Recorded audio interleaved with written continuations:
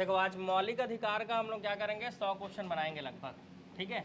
और इस 100 प्रश्न में हम लोग पूरा मौलिक अधिकार कोशिश करेंगे कवर हो जाए, ठीक है। जिन लोग संविधान पहली बार देख रहे होंगे, थोड़ा सा समझ लो संविधान के बारे में।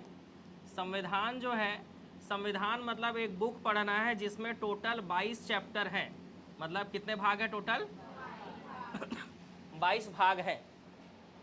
इस 22 भाग में से 5वां जो भाग है वो सबसे बड़ा है, ठीक है। उसका जब क्वेश्चन बनाएंगे तो कम से कम 200 क्वेश्चन बनाएंगे, ठीक है।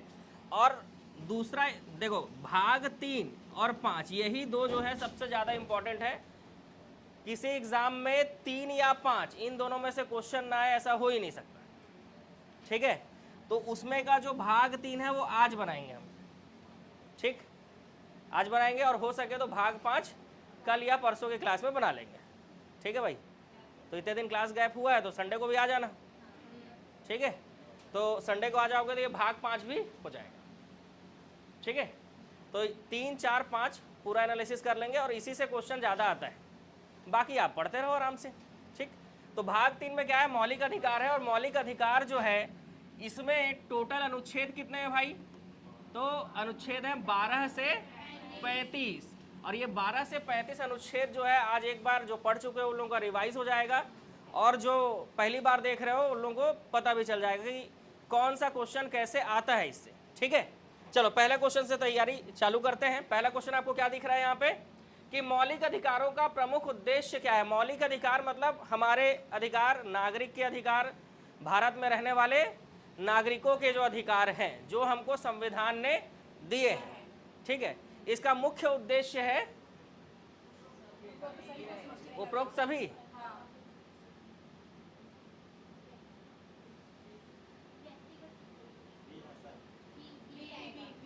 है, डी आएगा कि बी आएगा? कैसे सभी बोल रहे हो भाई? मौलिक अधिकारों का जो उद्देश्य है वो व्यक्तिगत स्वतंत्रता को सुनिश्चित करना है। मेरे व्यक्तिगत स्वतंत्रता क्या है? आपको घूमने फिरने का आज़ादी है, ठीक है। आपको बोलने का आज़ादी है, ठीक है। आपको धर्म की आज़ादी है, आपके पास समानता है आपके पास। तो आपकी व्यक्तिगत स्वतंत्रता है, ठीक है। ये आपकी व्यक्तिगत स्वतंत्रता है, ठीक है। चलो अगला क्वेश्चन, मौलिक अधिकार की प्रकृति कैसी है? अगर आपसे आपके मौलिक अधिकार छीन लिए जाते हैं, है ना, आपको बंद करके रखे हुए हैं, ठीक है, जबरदस्ती आपको किडनैप करके रखे हुए हैं, कोई भी पीडीएफ भेज दूंगा भाई, चिंता मत करो, ठीक है, पीडीएफ दे दूंगा, ठीक, हाँ, आराम से मिल जाएगा। इसका जो वाइट फाइल है ना वो मिल जाएगा। मौलिक अधिकार की प्रकृति कैसी है? तो क्वेश्चन क्या पूछना चाह रहा है? वाद मतलब केस होता है, ठीक है, कि अगर आपके मौलिक अधिकार आपसे छिन जाए तो क्या आप केस कर सकते हो? तो पढ़े हैं ना, केस कर सकते हैं। तो ये क्या होगा? वाद योग्य होगा। ये क्या होगा? वाद योग्य होगा। चलो आगे बढ़े। अगला क्वेश्चन, ये जो मौलिक अधिकार हैं जो 12 से 35 अनुच्छेद में है ना, ये कहां से लिए गए हैं भाई? अमेरिका, ठीक है। अब समझ में आ रहा है ना, पहले आसान क्वेश्चन है, कठिन क्वेश्चन बाद में आएंगे, ठीक है। पहले हम मौलिक अधिकारों को समझ रहे हैं, ठीक है।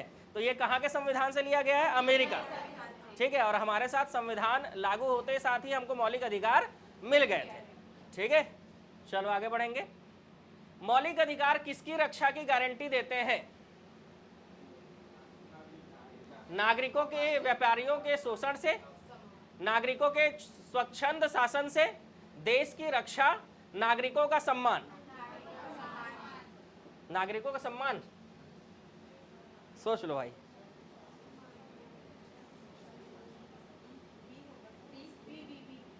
है ना, देखो इसका मतलब आपको समझ में आ नहीं रहा है, ठीक है।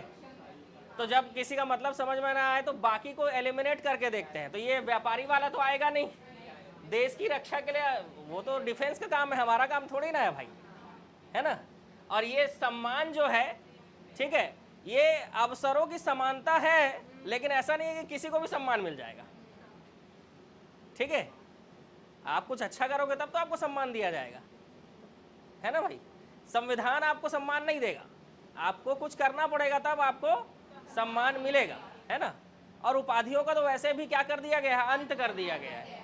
ठीक है, सिर्फ किस क्षेत्र में सम्मान मिल सकता है, एक एजुकेशन वाले लाइन में आप कुछ करते हो तो, और दूसरा फौज में, है ना, आर्मी वाले, रक्षा वाले क्षेत्र में कुछ करते हो तो सम्मान मिलेगा, लेकिन उसको भी आप अपने नाम के आगे यूज नहीं कर सकते। ठीक है, तो सम्मान को तो हटा दिया गया, तो बचा क्या ऑप्शन, नागरिकों के स्वच्छंद शासन से, मतलब हम अपने स्वतंत्र रूप से हम क्या कर सकते हैं, कोई भी काम कर सकते हैं। स्वच्छंद शासन का मतलब यही है कि हमको स्वतंत्रता है, और भी बहुत सारी चीजें हैं, समानता भी है, धार्मिक स्वतंत्रता भी है, ठीक है, सारी चीजें हैं, लेकिन इस स्वच्छंद शासन का मतलब वही है, स्वतंत्रता, है ना, नागरिकों के स्वतंत्रता से है। तो हमारी जो स्वतंत्रता है उसकी रक्षा की गारंटी देता है कौन, मौलिक अधिकार। ठीक है, चलो आगे बढ़ेंगे अगले क्वेश्चन की ओर। नेक्स्ट क्वेश्चन, संविधान के किस भाग में मौलिक अधिकारों का उल्लेख किया गया है? तो आते ही साथ बता दिया था कि कौन सा भाग पढ़ रहे हैं हम लोग, भाग 3 पढ़ रहे हैं। कौन सा भाग पढ़ रहे हैं, भाग 3 पढ़ रहे हैं। नेक्स्ट, प्रारंभ में कितने मौलिक अधिकार दिए गए थे? 7 मौलिक अधिकार दिए गए थे, और अब कितने हो गए हैं? 6 हो गए हैं। कौन सा हट गया है? संपत्ति का अधिकार हट गया है। ठीक है भाई, आप ही बोल रहे हो संपत्ति का अधिकार हट गया है, ठीक है।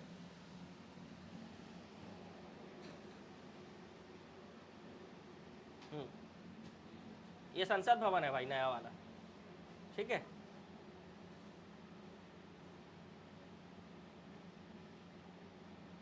आप लोग तो नोट्स बना के रखे हो ना? हाँ, वैसे ही है, नोट सेम ही है।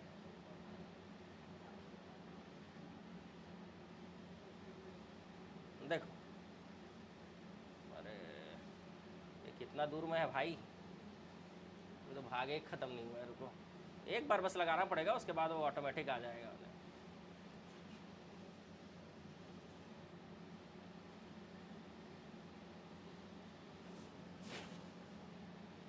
यहीं पे हैं हम लोग, भाग 2, चलो भाग 3। ये देखो भाई, प्रारंभ में हमारे पास 7 प्रकार के मौलिक अधिकार थे। कितने प्रकार के मौलिक अधिकार थे? 7 प्रकार के मौलिक अधिकार थे। दिख रहे ऑनलाइन वालों? देखते हैं लोगों को दिख रहा है कि नहीं।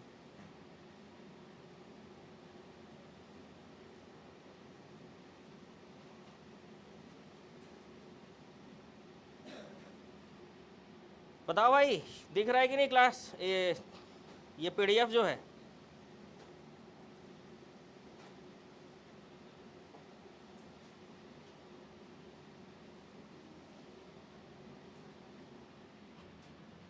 और जूम करते हैं,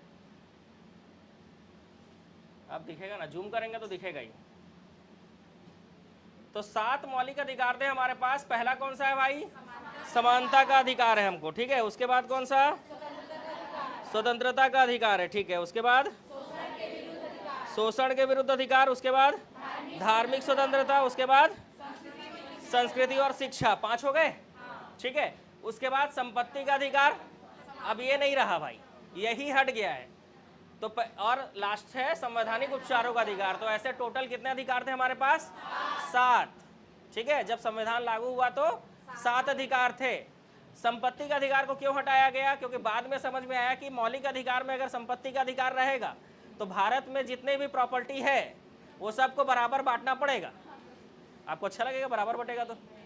जब आप ही को अच्छा नहीं लगेगा तो नेता लोगों को कैसे अच्छा लगेगा? ठीक है ना भाई। तो जब ये मामला समझ में आया तो इन लोग क्या कर दिए, इसको हटा दिए। नहीं तो आज सबके पास बराबर होता, और सबके पास बराबर होगा तो कोई मेहनत क्यों करेगा आगे बढ़ने के लिए, है ना भाई? आलसी नहीं हो जाएंगे अपन? हो जाएंगे ना, कोई काम ही नहीं करेगा। ठीक है, क्यों हटा दिया गया समझ में आ गया ना? लेकिन ये कानूनी वैधानिक अधिकार है, ये है ना, कानूनी रूप से मतलब संवैधानिक अधिकार है ये हमारे पास। मौलिक अधिकार के श्रेणी में नहीं है लेकिन संवैधानिक अधिकार है। कैसे? तो इसको 44वें संशोधन से यहां से हटाकर आर्टिकल 300 में डाल दिया गया है, आर्टिकल 300A में डाल दिया गया है। वो आगे आएगा क्वेश्चन, ठीक है।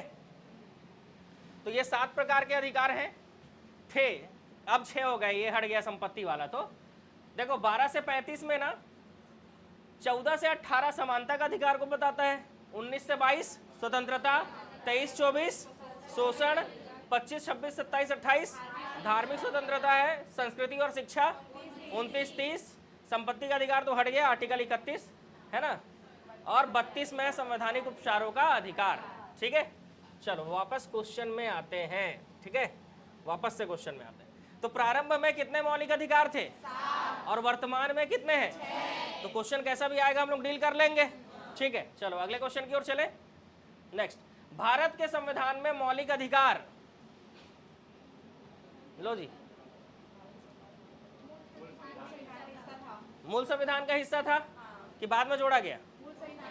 मूल संविधान का हिस्सा था, क्योंकि संविधान लागू करते साथ ही मौलिक अधिकार हमको मिल गए थे। तो इसका आंसर क्या हो जाएगा? ए, ऑप्शन ए। भारत के संविधान में जो मौलिक अधिकार था वह मूल संविधान का हिस्सा था। ठीक है, जितने लोग पहले बार पढ़ रहे हो भाई, कुछ समझ में आ रहा है? आ रहा है कुछ कुछ? ठीक है, आ रहा है तो ठीक है, अच्छी बात है।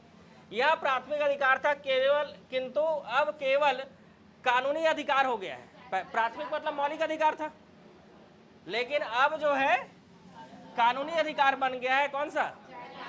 जायदाद का हक जो है। ठीक है, भारत के जायदाद का हक मतलब संपत्ति का अधिकार। समझ गया ना, मैं बताया ना, ये अगर मौलिक अधिकार होता तो सबको देना पड़ता, फिर बढ़िया बांट के रखते भाई। नहीं, एक के हिस्से में कितना आता? चलो उसका कैलकुलेशन करने कोई मतलब नहीं है, मिलेगा तो वैसे भी नहीं, हट गया ना। भारत के संविधान के तहत निम्नलिखित में से कौन सा एक मौलिक अधिकार नहीं है? नागरिकता का अधिकार। ये मौलिक अधिकार नहीं है भाई। क्यों? क्योंकि नागरिकता जो है ये भाग 2 में दिया हुआ है, और भाग मतलब अगर भाग 3 को छोड़कर कोई भी भाग में अगर कुछ दिया है तो वो संवैधानिक अधिकार है। ठीक है, वो मौलिक अधिकार नहीं है। अभी हमने पढ़ा समानता, पढ़ा हमने स्वतंत्रता, पढ़ा हमने शोषण के विरुद्ध अधिकार पढ़ा, ये वाला पढ़ा क्या? नहीं। तो ये नहीं है, सीधी सी बात है। इसके अलावा कुछ भी यहाँ लिखा होता जो मौलिक अधिकार में नहीं पढ़े हो आप, वो नहीं होता। समझ गए? तो ऐसे काटना पड़ता है। ठीक, नेक्स्ट, निम्नलिखित में से कौन सा एक भारत के संविधान में मूल रूप से सम्मिलित मूल अधिकारों में शामिल नहीं है? देख लिए, जो पढ़े हैं ये पढ़े हैं, समानता, स्वतंत्रता, शोषण पढ़े हैं, ये पढ़े क्या? नहीं। जो नहीं पढ़े हैं वो नहीं है मौलिक अधिकार। अभी 7 में से 6 हमको जानना है। उसमें संपत्ति भी आएगा तो हमको काटना पड़ेगा, क्योंकि वो अब नहीं है। संपत्ति का अधिकार भी अब मौलिक अधिकार नहीं है। क्लियर है मामला? ठीक है, आगे बढ़े। सूचना का अधिकार अधिनियम 2005 पढ़ लिए हो? उसको पढ़ लेना भाई, है ना, उससे क्वेश्चन आएगा। क्योंकि निम्नलिखित में से किसको संविधान द्वारा मौलिक अधिकारों को लागू करने की शक्ति दी गई है? मौलिक अधिकारों को, हाँ, मौलिक अधिकारों को लागू करने का शक्ति किसके पास है? सुप्रीम कोर्ट और हाई कोर्ट दोनों, सुप्रीम कोर्ट और हाई कोर्ट दोनों के पास इसकी अधिकारिता है। उसके नीचे के कोर्ट के पास नहीं है, संसद के पास नहीं है, राष्ट्रपति के पास नहीं है, भारत के सभी न्यायालयों के पास नहीं है, सिर्फ सुप्रीम कोर्ट और हाई कोर्ट। जो 25 हाई कोर्ट है ना उतने, ठीक है, एक सुप्रीम कोर्ट और 25 हाई कोर्ट, इनके पास ही मौलिक अधिकारों को की अधिकारिता है। चलो अगला आगे बढ़ेंगे।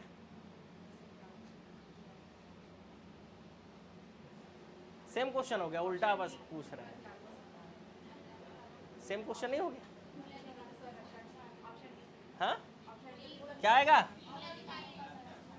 समझ गए? हर चीज में हम लोग क्या पढ़ते हैं कि संसद के पास शक्ति है, लेकिन यही मौलिक अधिकार में हमको पढ़ना होता है कि शक्ति संसद के पास ना होकर किसके पास है? सर्वोच्च न्यायालय और उच्च न्यायालय के पास है ना। तो ये भाग इंपॉर्टेंट है, समझ में आ गया ना? इससे क्वेश्चन आएगा ही एग्जाम में। भारत में संविधान से गारंटेड मूल अधिकार निलंबित किए जा सकते हैं, केवल आपके मौलिक अधिकार छीने जा सकते हैं एक कंडीशन में, जब पूरे देश में राष्ट्रीय आपातकाल लगा हो, नेशनल इमरजेंसी लगा हो, है ना। पूरे देश में क्या लगा हो? राष्ट्रीय आपातकाल लगा हो, नेशनल इमरजेंसी लगा हो, ठीक है, तभी आपके मौलिक अधिकार आपसे छीने जा सकते हैं। ठीक, इसके अलावा कोई कंडीशन नहीं है। ठीक, चलो इमरजेंसी के टाइम पे ही छीना जा सकता है। इमरजेंसी पढ़े हो? इमरजेंसी पढ़े हो ना? कितने प्रकार के आपातकाल होते हैं? कौन कौन सा? राष्ट्रीय, राज्य और वित्तीय आपातकाल। क्लियर? चलो, भारत के संविधान के तहत कौन सा एक मौलिक अधिकार नहीं है? सी ले ले आंसर। ये नहीं है भाई, बाकी सब है ना? अगर पहली बार भी पढ़ रहे होगे ना तो आज भाग 3 क्लियर हो जाएगा। निम्न में से कौन सा भारत के संविधान के मूल अधिकारों का अंश नहीं है? अब थोड़ा सा अच्छा क्वेश्चन आएगा।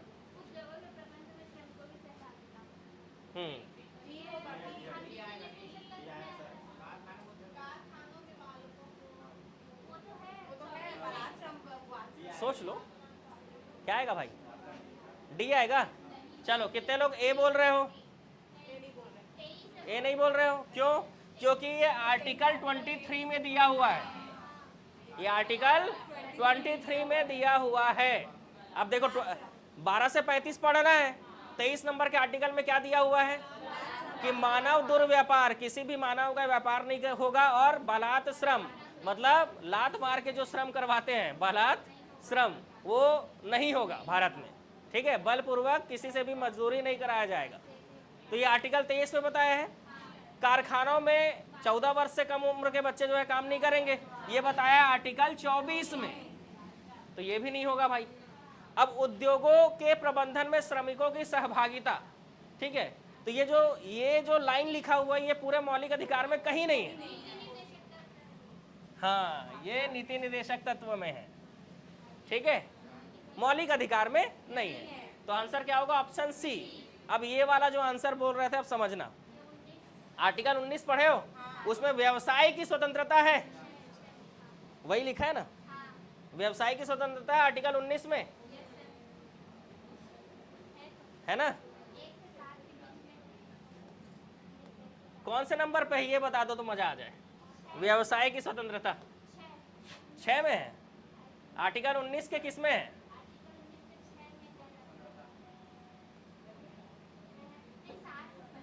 7 में। यही तो बात है, बहुत डीप क्वेश्चन है भाई। ये देखो, अ ब स द, उसके बाद क्या? ए बी सी डी है भाई। जी में है, जी। 6 नहीं होगा भाई। 6 में ये है, उसको रोकने के लिए निर्बंधन दिया हुआ है 6 में, 19(6) में। 7 नहीं आएगा, जी आएगा। अब उसको हिंदी में देखना पड़ेगा। हाँ, मतलब वैसे ही ले सकते हैं, वहाँ पे वैसा नहीं आएगा। 19(1), 19(2) ऐसा नहीं होगा। ठीक है, 19(1) का ABCD है। ठीक है, 19(7) नहीं है, आर्टिकल ही नहीं है वो। हाँ, 19(2) का मतलब विचार और अभिव्यक्ति को अगर कोई अब गाली बक रहा है तो उसको रोकने के लिए युक्ति युक्त निर्बंधन किए गए हैं। ठीक है, विचार एवं अभिव्यक्ति की स्वतंत्रता है, इसका मतलब ये नहीं कि हम कुछ भी बोलेंगे। ठीक है, तो यहाँ पर व्यापार और व्यवसाय किसमें है? आर्टिकल 19(1) का जी में है। आर्टिकल 19(1) का भी किसमें है? इतने अंदर तक से क्वेश्चन था वो। ठीक है, अरे ये लिखा हुआ है ना 19(6). अगर व्यापार व्यवसाय, अब आप बारूद बेचोगे तो आपको रोक लगाने के लिए कुछ होना चाहिए, वो आर्टिकल 19(6) के तहत कार्यवाही होगा आपके ऊपर। ठीक है, व्यवसाय की स्वतंत्रता इसका मतलब ये नहीं कि आप गोला बारूद बेच रहे हो। ठीक है, समझ गए? मतलब व्यवसाय आपका मौलिक अधिकार है, आप किसी भी चीज का व्यवसाय कर सकते हो, आपको कोई नहीं रोकेगा, लेकिन उससे दूसरे को हानि नहीं होना चाहिए। ठीक है भाई, इसलिए ये बगल में लिखा हुआ है। जैसे आप सम्मेलन करो, लेकिन आप सम्मेलन करके देश विरोधी भाषण दे रहे हो तो रोकेंगे किससे? पुलिस आएगी, आर्टिकल 19(3) बताएगी आपको। ठीक है, आर्टिकल 19(3) के तहत आपको गिरफ्तार किया जा रहा है। समझ गए? अगर आप संघ बना रहे हो, संगठन बना, अब आतंकवादी संगठन थोड़ी ना बनाओगे, है ना? वो संगठन बनाओगे तो फिर इधर से होगा दिक्कत आपको। ठीक है, भ्रमण करने गए हो, वहीं रह रहे हो, ठीक है, लेकिन किसी दूसरे का कब्जा करके रह रहे हो तो कौन रोकेगा? आर्टिकल 19(5) रोकेगा आपको। ठीक है, इसलिए जो आप आर्टिकल 19(7) बोल रहे हो ना वो गलत हो जाएगा। 19(1) का 7 बोल सकते हो, 19(1) का जी। ठीक है,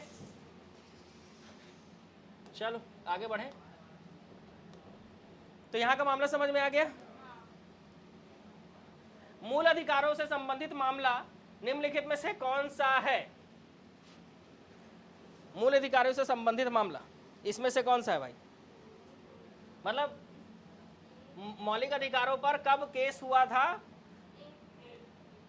तो मौलिक अधिकार पढ़ते समय बताया जाता है इसके बारे में, ठीक है, कि ये केस हुआ था। कौन सा? गोलकनाथ बनाम पंजाब राज्य। पढ़े हो? बुक में पढ़े हो? हाँ तो फिर पढ़े हो ना भाई, यहाँ नहीं पढ़े हैं, ये सब खुद पढ़ना होता है बुक में, ठीक है। चलो आगे बढ़ेंगे। निम्नलिखित अधिनिर्णयों में से किस एक में, वो सब जो चीज होता है ना, ये सब केस जो है ये आपको अलग से पढ़ना होगा और वही आपका प्लस पॉइंट होगा, ठीक है। आप अलग से क्या कर रहे हो तो ये सब पढ़ रहे हो, ठीक है। भारत के संविधान के भाग 3 के किसी भी उपबंध में संशोधन करने की कोई शक्ति संसद को नहीं है। ये कौन से केस में बोला गया था? ऑप्शन ए में बोला गया था। अरे ये वाला जो था ना, ये उसके लिए था भाई, प्रस्तावना के लिए था, ठीक है। हाँ, प्रस्तावना में नहीं पढ़े हो? केशवानंद भारतीवाद के बाद ही प्रस्तावना में संशोधन करने की अनुमति दे दी गई थी, पढ़े हो? हाँ। तो ये वाला गोलकनाथ बनाम पंजाब स्टेट जो पढ़े हैं ना, इसी में कहा गया कि किसी भी उपबंध में संशोधन करने की शक्ति संसद को नहीं है, ठीक है। समाज में समानता के होने का एक निहितार्थ यह है कि उसमें, सोच समझ के बोलना होगा आपको आंसर, बताओ। अगर समाज में समानता है इसका मतलब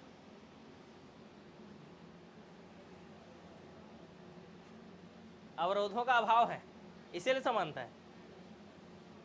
प्रतिस्पर्धा का अभाव है, विचारधारा का अभाव है, कि क्या लिखा है? विशेष अधिकारों का। हाँ, ये सब क्वेश्चन आपको एग्जाम में खुद सोचना होगा ना भाई, अब ये थ्योरी में तो लिखे नहीं हो कहीं पे। ये कॉमन सेंस का क्वेश्चन है कि अगर किसी के पास स्पेशल पावर नहीं है, इसका मतलब समाज में समानता है, ठीक है। अब किसी के पास स्पेशल पावर हो गया तो समानता कैसे होगा? समझ गए ना? तो ये कॉमन सेंस का क्वेश्चन था। भारत में मताधिकार और निर्वाचन होने का अधिकार कैसा अधिकार है? कहां पे है बताओ तुम?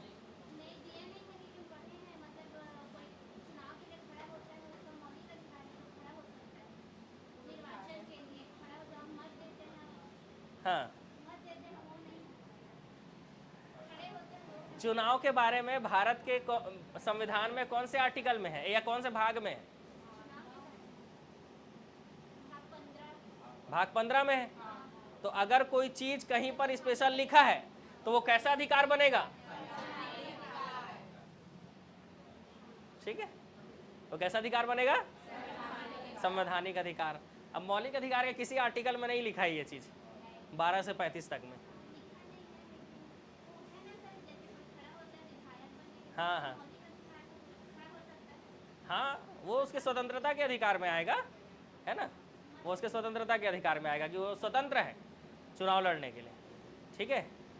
हाँ, लेकिन ये जो अधिकार है ना, ये अधिकार एक संवैधानिक अधिकार है, क्योंकि ये चीज जो है अलग से लिखा हुआ है किस भाग में? भाग 15, ठीक है। चलो, अरे ज्यादा ही ऊपर चले गए, इसमें छांटना पड़ेगा, ठीक है। मौलिक अधिकारों संविधान के खंड 3 में शामिल करने के कारणों कौन सा व्याख्या नहीं करता है? नहीं बोला है, नहीं, सोच समझ के बोलना होगा। कूट वाले क्वेश्चन एग्जाम में आते हैं भाई।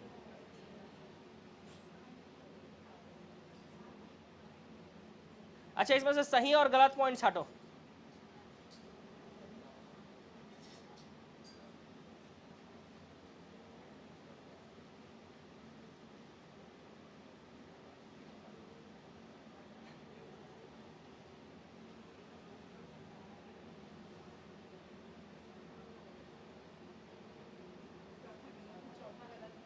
चौथा गलत है, ठीक है, चौथा गलत है। और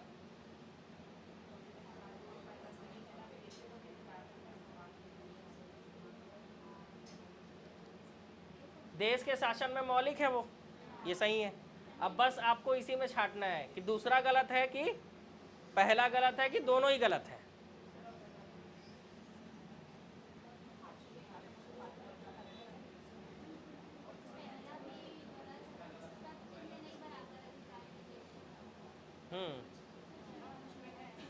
अब इसके सोचने के दो तरीके हो सकते हैं, क्योंकि हम जान रहे हैं कि भारतीय और विदेशियों को जो मौलिक अधिकार है 15, 16, 19, 29, 30 को छोड़कर बाकी सब समान रूप से दोनों को उपलब्ध है।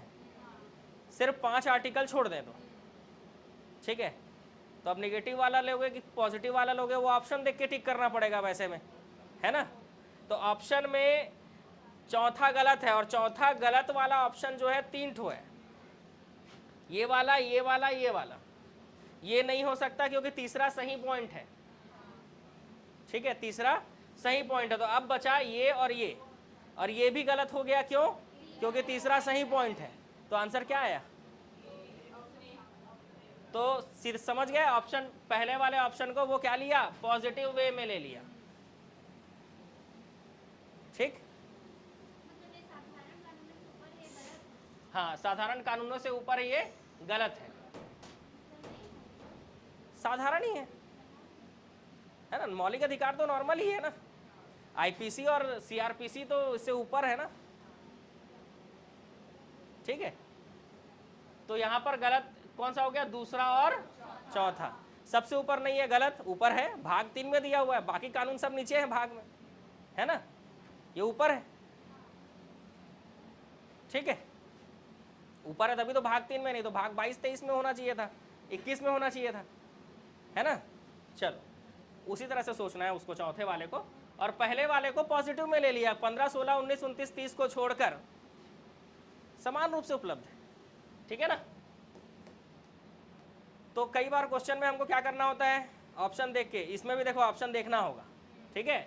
तो एक अगर पता चल जाए सही है और गलत है तो पता चल जाता है। चलो, मौलिक अधिकारों को किसी भी परिस्थिति में निलंबित नहीं किया जा सकता, सही पॉइंट है कि गलत? आपातकाल में होता है, तो ये गलत पॉइंट हो गया। अगला, भारतीय नागरिकों को प्राप्त मौलिक अधिकारों को संसद द्वारा 2/3 बहुमत से निलंबित किया जा सकता है, गलत, क्योंकि निलंबित एक ही कंडीशन में किया जा सकता है, राष्ट्रीय पात, और कौन कर सकता है, राष्ट्रपति, है ना, कौन कर सकता है, राष्ट्रपति कर सकता है। अगला, राष्ट्रपति द्वारा राष्ट्रीय आपातकाल के समय निलंबित किया जा सकता है, सही पॉइंट है, ठीक है। राष्ट्रीय आपातकाल तथा संवैधानिक तंत्र विफल होने की स्थिति में राष्ट्रपति द्वारा मौलिक अधिकारों को निलंबित किया जा सकता है, ये सही है भाई, ये सही नहीं है। लेकिन संवैधानिक तंत्र विफल होने की स्थिति में वहां पे कौन सा शासन लगता है, राष्ट्रपति शासन, और वो राज्य आपातकाल है वो, है ना। संवैधानिक तंत्र विफल बोल रहा है मतलब राज्य आपातकाल की बात कर रहा है, हाँ, राष्ट्रीय आपातकाल नहीं, ठीक है। तो ये पॉइंट क्या हो जाएगा, गलत हो जाएगा। यही सोचने वाला था, इसको सही कर दोगे, अगर तीसरा को सही कर दोगे तो भी ऑप्शन तो नहीं है, ठीक है ना। कौन कौन सा गलत है, ऑप्शन डी आएगा, पहला, दूसरा और चौथा गलत है, तीसरा सही है क्योंकि यही हम पढ़े, यही पढ़े हम, तो ये सही है, तीसरा सही है। चलो अगला, अधिकारों को मूल अधिकार कहा जाता है, क्यों? सोचो, ये संविधान में उल्लेखित होते हैं, संविधान में लिखा हुआ है इसीलिए तो आपको मिल रहा है, नहीं लिखा होता तो मिलता आपको। ये प्रजातांत्रिक होते हैं, नहीं, ये लोकतांत्रिक है, ठीक है, ये लोक कल्याणकारी होते हैं। अच्छा, लोक कल्याणकारी होते हैं, राज्य के नीति निर्देशक तत्व, ठीक है, यह व्यक्तित्व विकास के लिए आवश्यक होते हैं, होते हैं। संसद इसके विरुद्ध कानून नहीं बना सकती, सही है, नहीं बना सकती इसके विरुद्ध। मौलिक अधिकारों के विरुद्ध संसद कानून नहीं बना सकती, और बल्कि अधिकार भले दे सकती है लेकिन उसके अगेंस्ट में कानून नहीं बना सकती, रोक नहीं सकती किसी अधिकार को। तो कौन कौन सा पॉइंट सही हुआ, 1, 4, 5। अभी कोर्ट वाला ही क्वेश्चन आ रहा है पूरा, भाई 100 तक जाना है, अरे बाप रे। चलो, संविधान में के प्रारंभ में 7 मौलिक अधिकार दिए गए थे, ठीक है। मौलिक अधिकारों की व्यवस्था अनुच्छेद 12 से 35 तक में है, सही। प्राण और दैहिक स्वतंत्रता का अधिकार आपातकाल में निलंबित नहीं होता, सही है। प्राण और दैहिक स्वतंत्रता का अधिकार राष्ट्रीय आपातकाल में भी आपका निलंबित नहीं किया जा सकता, ठीक है। अभी तक हम पढ़ रहे थे कि मौलिक अधिकारों को निलंबित किया जा सकता है, वो होता था, ठीक है। लेकिन बाद में इस चीज को अलग से जोड़ दिया गया कि प्राण और दैहिक स्वतंत्रता का अधिकार को निलंबित नहीं किया जा सकेगा। तभी तो संविधान कठिन हो जाता है, पहले देते थे अब नहीं देते। यही समझना है संविधान में कि पहले मिलता था और अब नहीं मिलता है, ठीक है। पहले मौलिक अधिकार में प्राण और दैहिक स्वतंत्रता का अधिकार भी निलंबित किया जा सकता था, लेकिन अब नहीं किया जा सकता। अब नहीं किया जा सकता तो ऐसा कब हुआ, कौन से संशोधन से हुआ, वो याद करना पड़ता है। तो आप संविधान में फिर अंदर घुसते जाते हो फिर, है ना भाई। चलो, वाक और अभिव्यक्ति की स्वतंत्रता अनुच्छेद 19 के अंतर्गत है, तो इसमें चारों पॉइंट सही हो गया। आर्टिकल 19 मतलब वही है ना, विचार एवं अभिव्यक्ति की स्वतंत्रता, है ना 19 में। तो आंसर क्या आएगा इसमें से? इनमें से कोई नहीं, क्यों? सब सही है, ठीक है, सब सही है। चलो, संविधान के किस अनुच्छेद में कानून के समान संरक्षण का प्रावधान है? आर्टिकल 14। पहली बार में इसी आर्टिकल को समझने में बहुत दिक्कत जाता है ना भाई, है ना। आर्टिकल 14 यही बहुत कठिन है भाई, स्टार्ट होते ही जो है मजा आ जाता है। चलो, कौन सा जोड़ा अनुकूल नहीं है? आर्टिकल 14 में विधि के अनुसार समानता है ना भाई। आर्टिकल 16 समान अवसरों की समानता 16 में है। 17 उपाधियों का अंत 18 में है। 17 में क्या है? अस्पृश्यता का अंत, है ना, या छुआछूत का अंत दिया हुआ है 17 में। तो एक एक आर्टिकल ध्यान रखना होगा। आर्टिकल 14 से 2 बार क्वेश्चन आ गया अभी, है ना। कानूनी समानता 16 अवसरों की समानता, 17 अस्पृश्यता का अंत और 18 उपाधियों का अंत। हाँ, सैन्य उपाधि को अपने बताया था ना, उपाधियों का अंत कर दिया गया, लेकिन सैन्य और शिक्षा के क्षेत्र में उपाधि दिया जा सकता है, ठीक है। राज्य सरकार दे सकती है, ठीक है। तो यही तो दिक्कत है, अब करना ही था तो सबका अंत कर देना था, लेकिन फिर क्या जोड़ दिया कि इस दोनों में देंगे, तो फिर शिक्षा में नहीं देना चाहिए। हाँ, समानता का अधिकार भारतीयों के लिए सुनिश्चित करता है। सभी प्रकार की समानता है आपके पास, धार्मिक, आर्थिक, सामाजिक, है भाई, है तो टिक कर दे, उपरोक्त सभी। चलो अगला क्वेश्चन। भारतीय संविधान की प्रस्तावना में प्रयुक्त समाजवाद शब्द को निम्नलिखित में से किस अनुच्छेद के साथ मिलाकर पढ़ने से सर्वोच्च न्यायालय को समान कार्य के लिए समान वेतन का मौलिक अधिकार परिभाषित करने की शक्ति प्राप्त हुई है? अब ये नए लोगों के लिए बाउंसर होगा, ठीक है, और पुराने लोग देखो भाई, जो पढ़ चुके हो वो पुराने लोगों समझ लो। कौन कौन से आर्टिकल को एक साथ पढ़ना होगा ताकि समान कार्य के लिए समान वेतन मिल सके?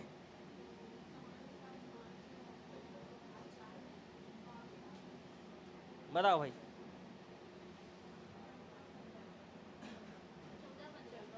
14-15, हाँ, और समान कार्य के लिए समान वेतन के लिए अवसर भी तो होने चाहिए ना, तो 16 भी लेना पड़ेगा ना। कानूनी समानता भी होना चाहिए, सामाजिक समानता भी होना चाहिए और अवसरों की समानता। तीनों को एक साथ पढ़ोगे तब समान कार्य के लिए समान वेतन आपको मिलेगा, नहीं तो फिर 15 देखो 14 तो लेना ही होगा, 15 सामाजिक समानता, स्त्री पुरुष में विभेद मत हो, है ना, और 16 अवसरों की समानता। आपको अवसर नहीं मिलेगा तो वेतन कैसे बराबर मिलेगा आपको, ठीक है। तो अवसरों की समानता भी होनी चाहिए, तो आंसर सी होगा। अच्छा क्वेश्चन था। चलो ये और अच्छा क्वेश्चन है। क्यों अच्छा है समझ में आ रहा है ना, अंदर घुस के पूछा है और अंदर। अच्छा पढ़ो पढ़ो क्वेश्चन पढ़ो, बुक कॉपी लाए हो ना, देख के बताओ इसका आंसर। इसमें स्वतंत्र हो आप देख के बताओ आंसर। बस मेरे को ये देखना है कि आप देख के भी बता पा रहे हो कि नहीं इसका आंसर। कॉपी देख के बताओ, तब तो समझ में आएगा कि पढ़े हो भी कि नहीं पढ़े हो। बताओ भाई, बताओ ना देख के भाई। अच्छा नहीं पढ़े हो, ठीक है। हाँ तो क्वेश्चन पढ़ो ताकि आंसर याद रहे। देखो जिन लोग नहीं पढ़े हो, पहली बार पढ़ रहे हो ऑनलाइन में भी और ऑफलाइन में भी, आप लोग जब मौलिक अधिकार पढ़ोगे ना तो आपको ये सब चीज़ याद रहेगा, बताए, और एकदम जल्दी कवर हो जाएगा अगर आप आज जो है कंसंट्रेशन लगा दो यहाँ पे। तो नहीं तो फिर वही है, जीरो से ही पढ़ना फिर। ठीक, पर बहुत सारे आर्टिकल पता रहेंगे आपको और मौलिक अधिकार एकदम आसान लगेगा, लेकिन ये टॉपिक आसान नहीं है। देख लिए क्या है? ठीक, 16(4). ये देखने इसलिए बोला क्योंकि ये अंदर का क्वेश्चन है ना भाई, तो देखे रहोगे तो याद रहेगा, है ना। SC ST OBC को आरक्षण कौन से आर्टिकल से मिलता है? 16(4) से, याद रखना। नौकरी में समान अवसर, अवसरों की समानता बताओ, है ना। अवसरों की समानता किसमें? आर्टिकल 16 में है, ठीक है। विधि के समक्ष समानता का प्रावधान आर्टिकल 14, याद करते चलो जिन लोग पहली बार भी पढ़ रहे हो। आर्टिकल 14 विधि के समक्ष समानता। नेक्स्ट, फिर से देख के बता सकते हो। पढ़ के क्या समझ में आ रहा है? आरक्षण, इसका मतलब आंसर क्या लेंगे हम? 16(4). चलो, अनुसूचित जाति एवं अनुसूचित जनजाति को किस अनुच्छेद के अंतर्गत मौलिक सामाजिक और आर्थिक, राजनीतिक और सांस्कृतिक अधिकार दिए गए हैं? इसमें भी देख के बताओ। सिर्फ यहाँ पे SC ST पूछा है और यहाँ पर आपको मौलिक सामाजिक, आर्थिक, राजनीतिक और सांस्कृतिक अधिकार की बात किया है। अब ना तो 16 है ना तो 15 है। अब सोच के बताओ क्या आंसर आएगा और क्यों आएगा, ये जरूर बताना है आपको। इसीलिए बोला था कॉपी लेके आना, ग्रुप में मैसेज कर दिया था।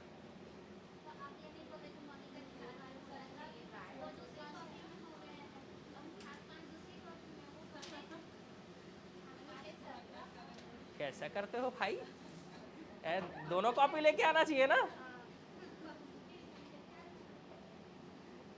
मेरे हिसाब से तो पहला कॉपी पकड़ के लाना था।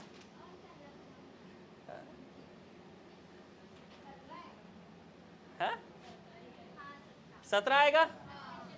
क्यों? इसमें छुआछूत का अंत है और इसी के तहत SC ST एक्ट पढ़े हो, एट्रोसिटीज एक्ट, इसी के तहत मिला है ना। आर्टिकल 17 के तहत, अस्पृश्यता के अंत के तहत। अधिनियम बताओ, डेट सन बताओ SC ST एक्ट का।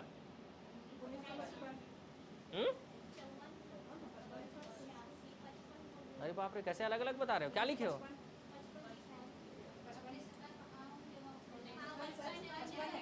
अस्पृश्यता उन्मूलन अधिनियम 1955।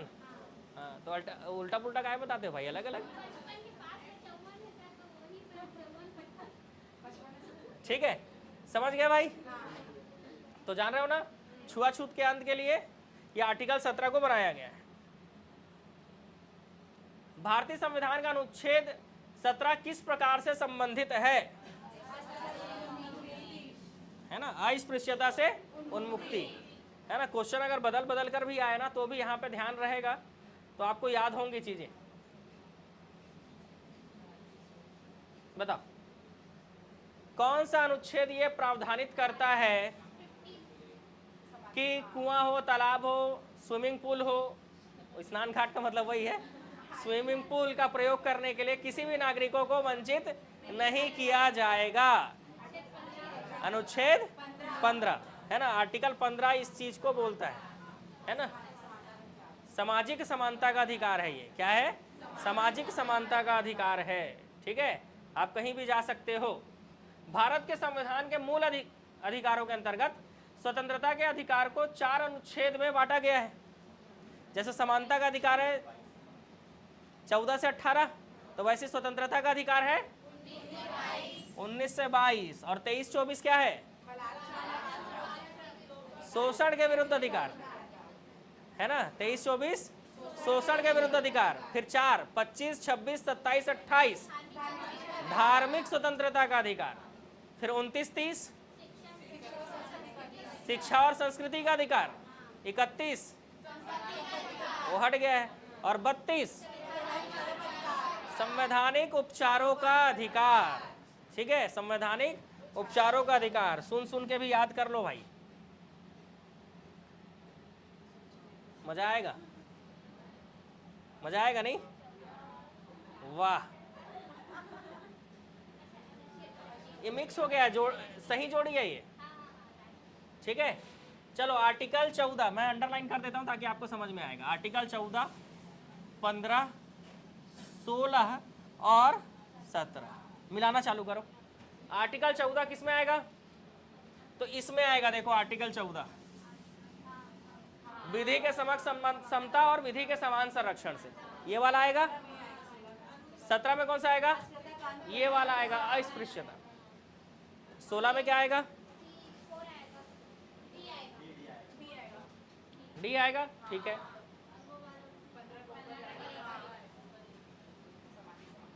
ठीक है, पढ़ो इसको अच्छे से पढ़ो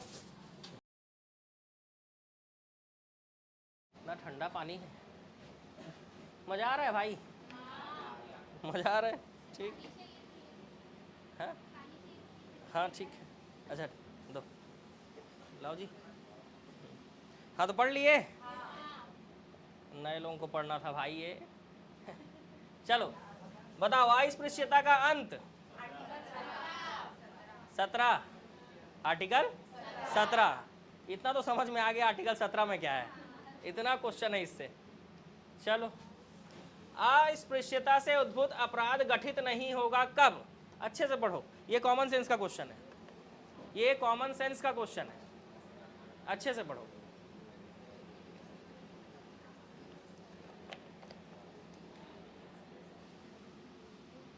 बताओ,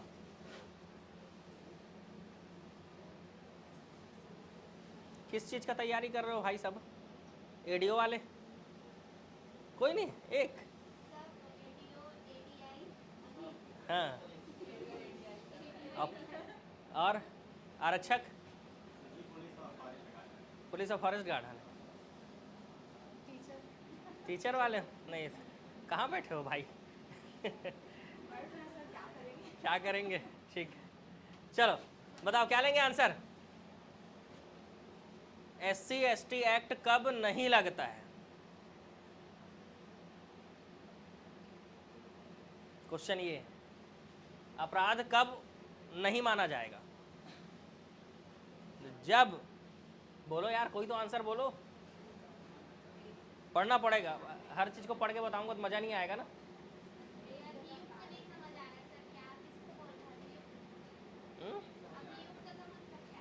बताओ भाई आरक्षक वालों, अभियुक्त का मतलब क्या होगा?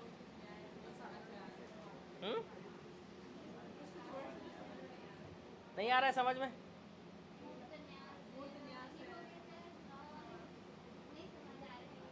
लॉ वाला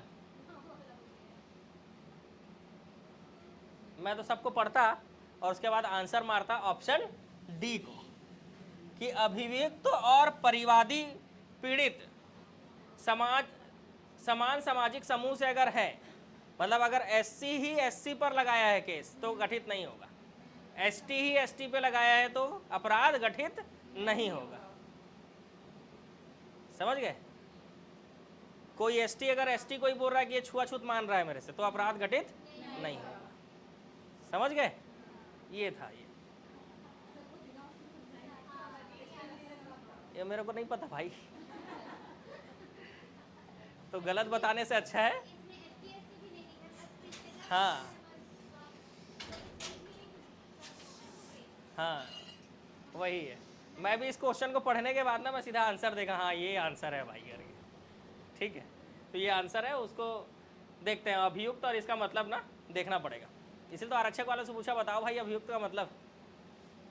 अभी आरक्षक बने नहीं है तो कहाँ से बताएंगे, ऐसा बन जाएंगे तब पता चलेगा। कानून की किताब पढ़नी होगी ऑनलाइन वालों बताओ भाई, अभियुक्त का मतलब क्या होगा?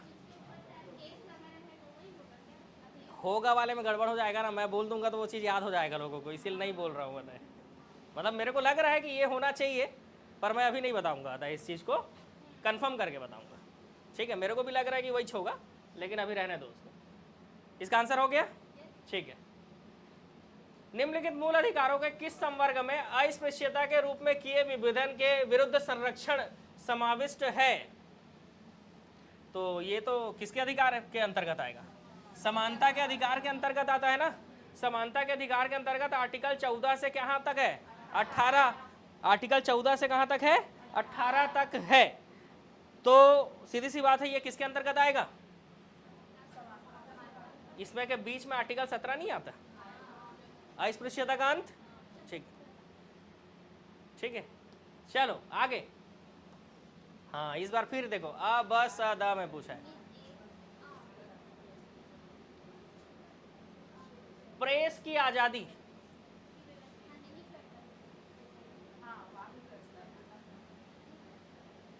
प्रेस की आजादी का मतलब आप क्या समझते हो? बोलने की स्वतंत्रता है और अभिव्यक्त करने की भी स्वतंत्रता है। और वाक और अभिव्यक्ति की स्वतंत्रता किसमें है? 19(1) के भी पहले में है।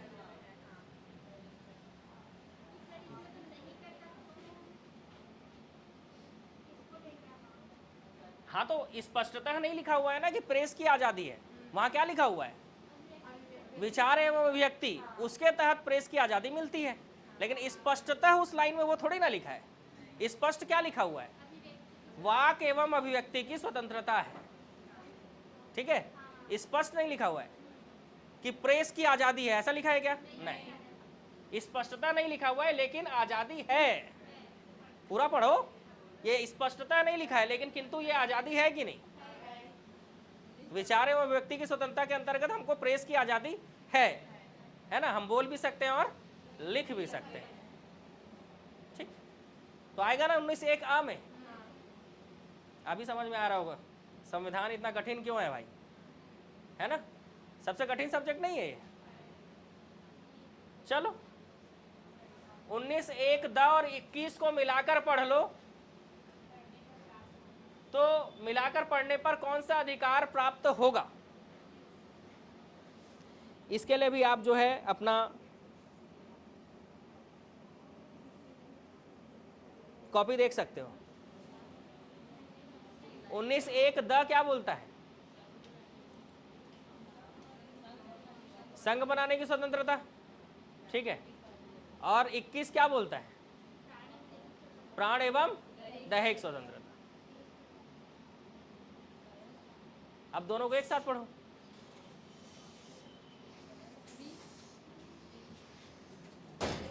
तो संघ बना के और इसको करने पे शरण पाने का अधिकार होगा, मतलब संघ बना के विदेश चले जाओ।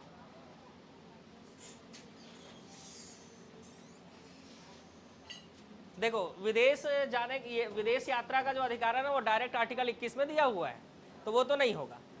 बोल रहा है दोनों आर्टिकल को मिलाकर पढ़ोगे तो क्या बन रहा है करके, यहीं पर मामला फंसता है भाई। है अकेले रहने का अधिकार, वो तो नहीं आएगा। तो दो तो कट गए, ये भी कट गया। समझ गए? एग्जाम में ये नहीं ढूंढना है कि कौन सा आएगा, एग्जाम में ये ढूंढना है कि कौन सा कटेगा इसमें से।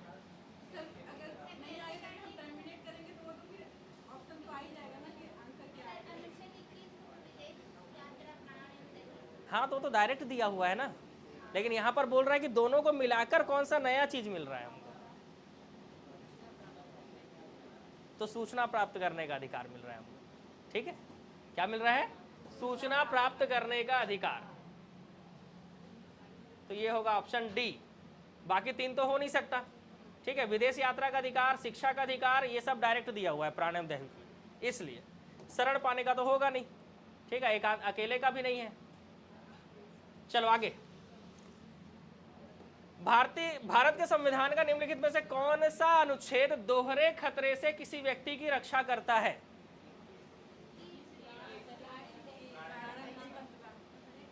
इक्कीस। गलत। देखो नोट्स अपना, अगर 21 बोल रहे हो तो। दोहरा खतरा का मतलब मैं समझाता हूँ जी आपको। कल ना पढ़ के आना, भाग 4 को बता रहा हूँ। एक ही अपराध के लिए एक से अधिक बार सजा नहीं दिया जाएगा। एक ही अपराध के लिए एक से अधिक बार सजा नहीं दिया जाएगा। आर्टिकल 20(2) में बताया गया है, ये बताया गया है, दिया है। तो कैसे बोल रहे थे 21?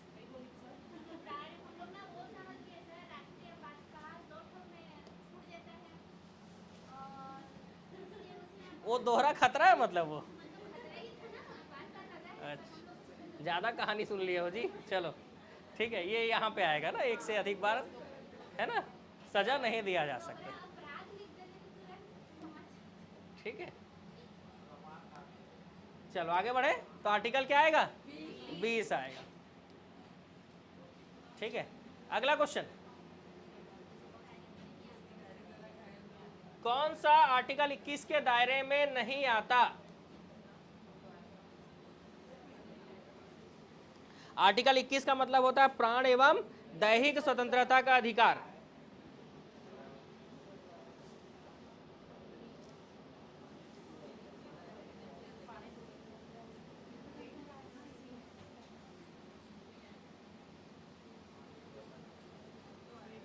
प्राण एवं दैहिक स्वतंत्रता का अधिकार है, इसीलिए एक चिकित्सक घायल के उपचार कर सकता है। प्राण एवं दैहिक स्वतंत्रता का अधिकार है, इसलिए कार्यस्थल पर महिलाओं का जो लैंगिक उत्पीड़न होता है, ठीक है, वो नहीं होगा। ठीक है, पानी की गुणवत्ता को दूषित करना गलत है। ठीक है, तो कौन सा नहीं आएगा? मृत्युदंड। ठीक है, ये आर्टिकल 21 के दायरे में नहीं आएगा।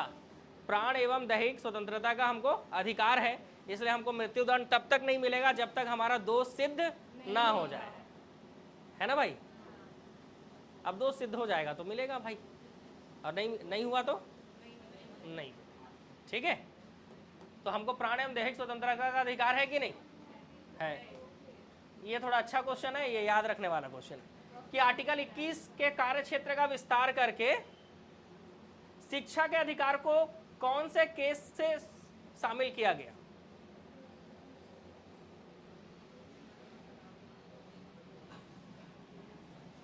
अब आप पढ़े हो मेनका गांधी केस, पढ़े हो, लेकिन वो तो नहीं है ऑप्शन। तो उससे पहले कौन सा केस हुआ था जिससे शिक्षा के अधिकार को शामिल किया गया था?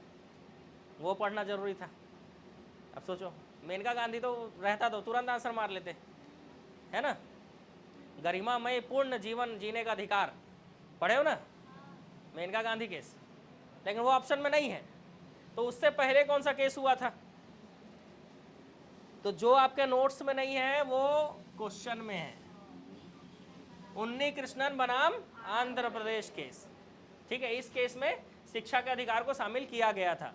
फिर मेनका गांधी केस में उसको निःशुल्क शिक्षा कर दिया गया।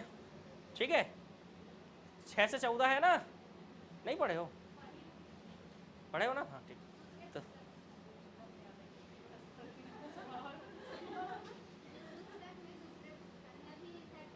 नोट्स में नहीं लिखे हो? दिखाओ, हो ही नहीं सकता, दिखाओ।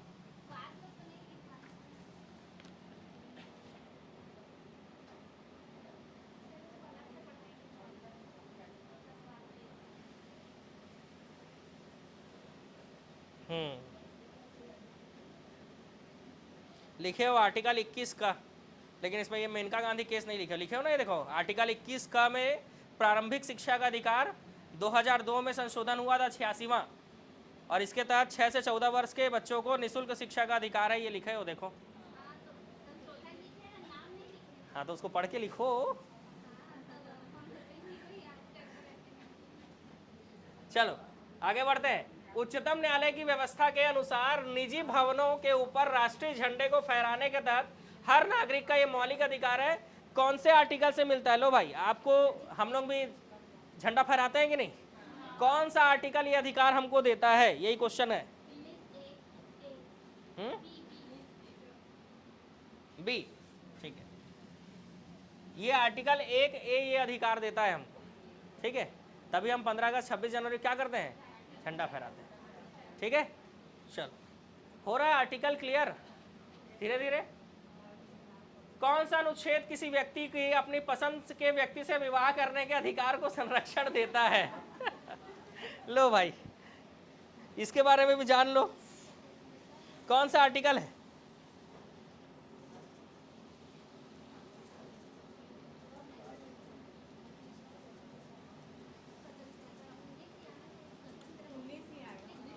उन्नीस आएगा।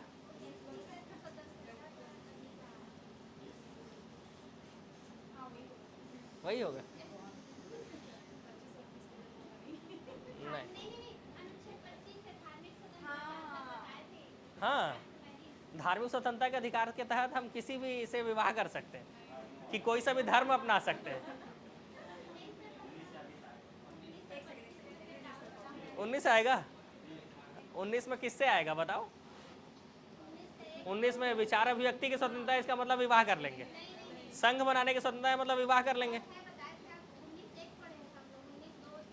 अब वही बोल रहा हूँ, सम्मेलन की स्वतंत्रता है मतलब विवाह कर लेंगे, या फिर व्यवसाय की स्वतंत्रता है तो विवाह कर लेंगे। तो हाँ,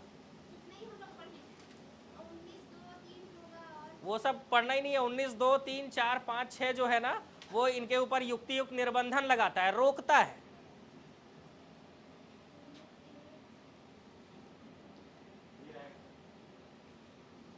बीस आएगा।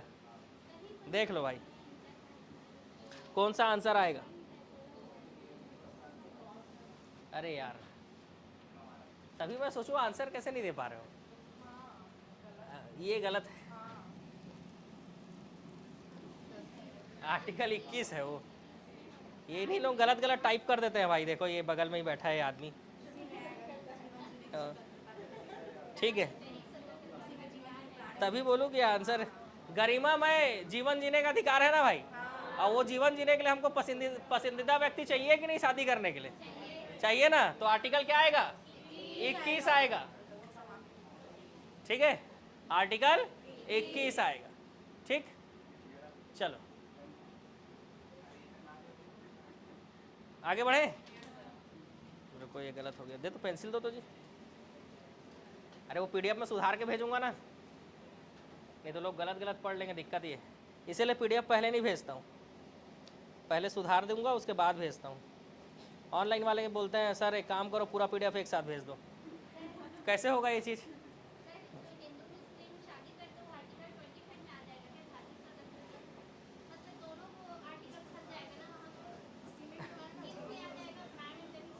हाँ, तो शादी कर रहे हैं तो धर्म परिवर्तन नहीं हो रहा है ना जी, वहाँ तो शादी हो रहा है बस। तो वो 19 के तहत ही आएगा, ये इसके तहत आएगा, 21 के तहत ही आएगा, ठीक है। 25 का मतलब वो नहीं है, पता है। 25 में विवाह को हटाओ 25 से, ठीक है। धर्म के अंतःकरण की स्वतंत्रता है, मतलब मैं धर्म अपना रहा हूँ, ठीक है, और वो भी अपने मर्जी से। हाँ,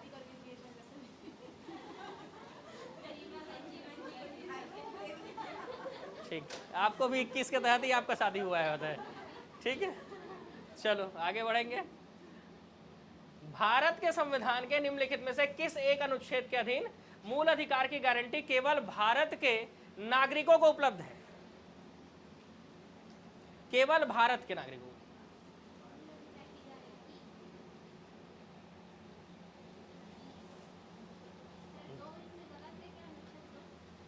लो भाई 21 बना देता हूं, ये लो। फिर भी वो आंसर नहीं है। 32 कहाँ है? 22 है वो। 32 रहता है 32 लेते। हाँ भाई, आप लोग नहीं पढ़े हो, फिर भी मैं आंसर आते ही साथ बताया हूँ इसका।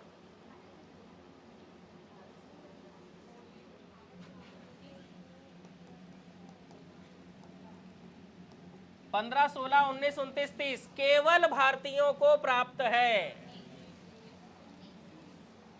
बताया नहीं हूँ? 2-3 बार बोल चुका हूं मैं, बोला हूं कि नहीं? 2-3 बार। 15, 16, 19, 29, 30 केवल भारतीयों को प्राप्त है। याद कर लो भाई एक लाइन में, जैसे मेरे को याद है। तो कौन सा आर्टिकल आएगा? 19 आएगा। क्लियर? ये विदेशियों को प्राप्त नहीं है। मौलिक अधिकार भारतीय और विदेशी दोनों को प्राप्त है। कोई विदेशी यहाँ घूमने आता है तो उसको भी मौलिक अधिकार मिलेगा, लेकिन 15, 16, 19, 29, 30 नहीं मिलेगा। ठीक है, ना 15 मिलेगा, ना 16 मिलेगा, ना 19 मिलेगा, ना 29 मिलेगा, ना 30 मिलेगा। ठीक है, याद रहेगा। ये 15, 16, 19, 29, 30 पढ़े हो कि नहीं पढ़े हो? तो फिर काहे आंसर नहीं ले पा रहे हो? चलो, निजता के अधिकार को जीवन, निजता का अधिकार के बारे में है ना, जीवन एवं व्यक्तिगत स्वतंत्रता के अधिकार के अंतर्भूत भाग के रूप में संरक्षित किया जाता है। भारत के संविधान के निम्नलिखित में से किसके, हाँ कौन से आर्टिकल में बता दो? निजता का अधिकार, राइट टू प्राइवेसी, निजता का अधिकार।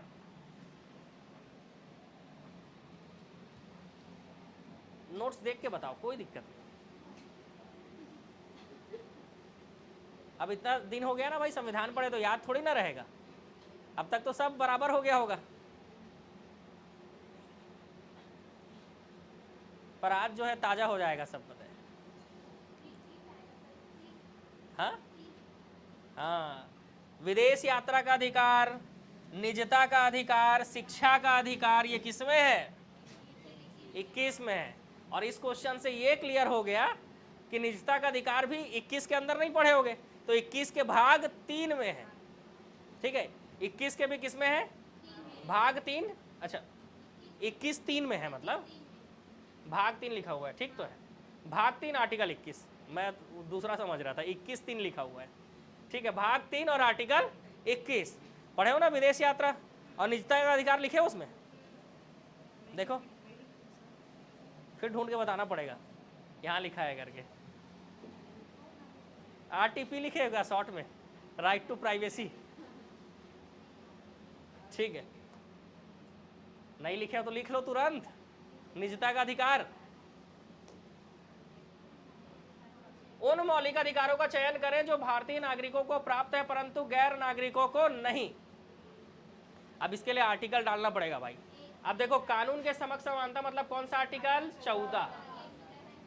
अल्पसंख्यकों का अधिकार मतलब 29। जीवन की स्वतंत्रता मतलब 21। और भाषण और अभिव्यक्ति की स्वतंत्रता मतलब, पढ़ रहे हैं इतने देर से, यही तो पढ़ रहे हैं। इसमें जो नया है उसको याद कर लो, जो पढ़ लिया वो तो दिख ही रहा है। तो 19, 29, 30, 15, 16, 19, 29, 30, 1 और 3 कहाँ है? हुआ क्लियर? हो गया? आज मौलिक अधिकार निपट जाएगा, क्या बोलते हो? अभी आधे क्वेश्चन बनाए, आधा बचा है भाई अभी। ठीक है, हो गया क्लियर? यहाँ तक मामला समझ में आ गया? ठीक है, लो, अरे बाप रे, कौन सा कथन सही है? लो आराम से। शिक्षा का अधिकार, राइट टू एजुकेशन अधिनियम के अनुसार किसी राज्य में शिक्षक के रूप में नियुक्त होने हेतु अहर्ह होने के लिए किसी व्यक्ति के संबंधित राज्य अध्यापक शिक्षा परिषद द्वारा निर्धारित न्यूनतम योग्यता का होना आवश्यक है। मैं तो बीएड नहीं किया हूं भाई, लेकिन गवर्नमेंट नहीं लिखा है ना, तो ये पॉइंट गलत हो गया। अरे तो प्राइवेट टीचर के लिए कंपलसरी नहीं है ना, प्राइवेट टीचर के लिए बीएड करना कंपलसरी नहीं है, सीजीटेट निकालना कंपलसरी नहीं है। ठीक है, आगे पढ़ो। चलो, क्यों गलत हुआ वो आगे पढ़ोगे तो समझ में आ जाएगा। आरटीई अधिनियम के अनुसार प्राथमिक कक्षाओं में शिक्षण हेतु, ये लिखा हुआ है, प्राथमिक कक्षाओं में शिक्षण हेतु किसी अभ्यर्थी के लिए राष्ट्रीय अध्यापक शिक्षा परिषद के दिशा निर्देशों के अनुरूप लिए गए अध्यापक अर्हता परीक्षा में उत्तीर्ण होना आवश्यक है। बताओ, गलत होगा सही होगा?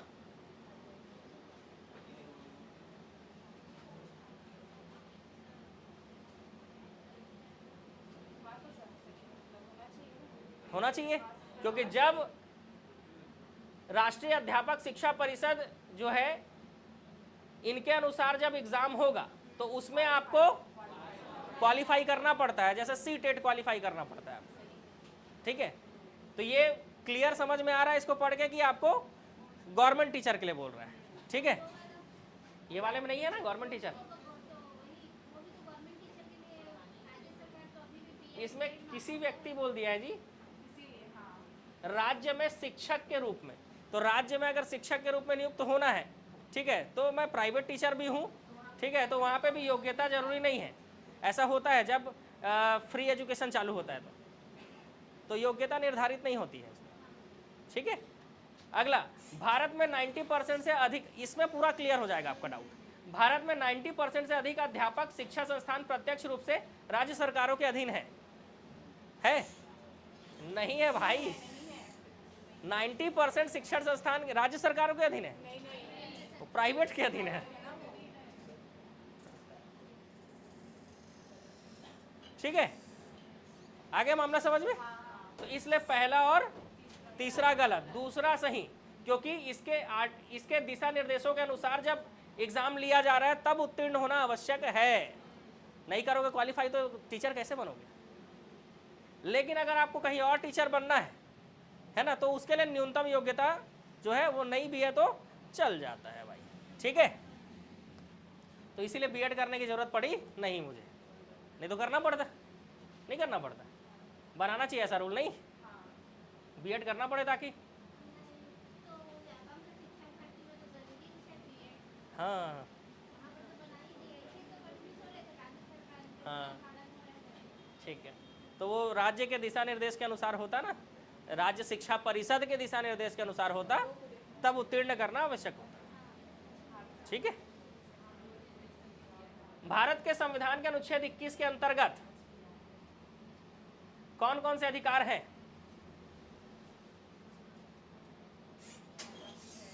प्राण एवं दैहिक स्वतंत्रता के अंतर्गत कौन कौन से अधिकार दिए गए हैं भाई?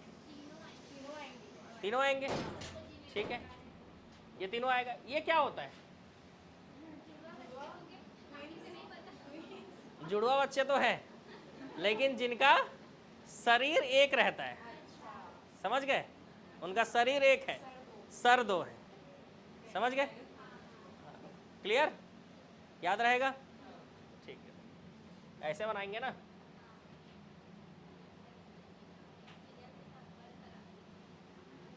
ठीक है। पेड़ दिख रहा है,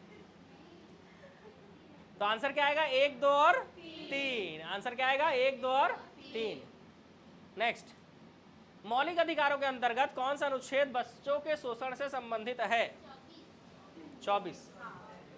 23 जो है वो महिलाओं के लिए है, 23 महिलाओं के शोषण को रोकता है और 24 बच्चों के शोषण को रोकता है, क्लियर। ये शोषण के विरुद्ध अधिकार है, शोषण ही याद रखना, ठीक है, शोषण के विरुद्ध अधिकार है। 23 जो है वो महिलाओं के शोषण को रोकता है और 24 बच्चों के शोषण को रोकता है। ऐसे याद रखोगे तो याद रहेगा। फिर 25 आ जाता है, वो धार्मिक स्वतंत्रता है। चलो, बच्चों के शोषण के विरुद्ध मौलिक अधिकार, आर्टिकल 24, ठीक है। चलो, कारखानों में बालकों के नियोजन का प्रतिषेध है ना, कारखानों में बच्चों को काम करने से रोकना, आर्टिकल 24। तीनों ही प्रश्न का आंसर 24 है ना, ठीक है। चलो आगे, मानव के व्यापार व बालात श्रम,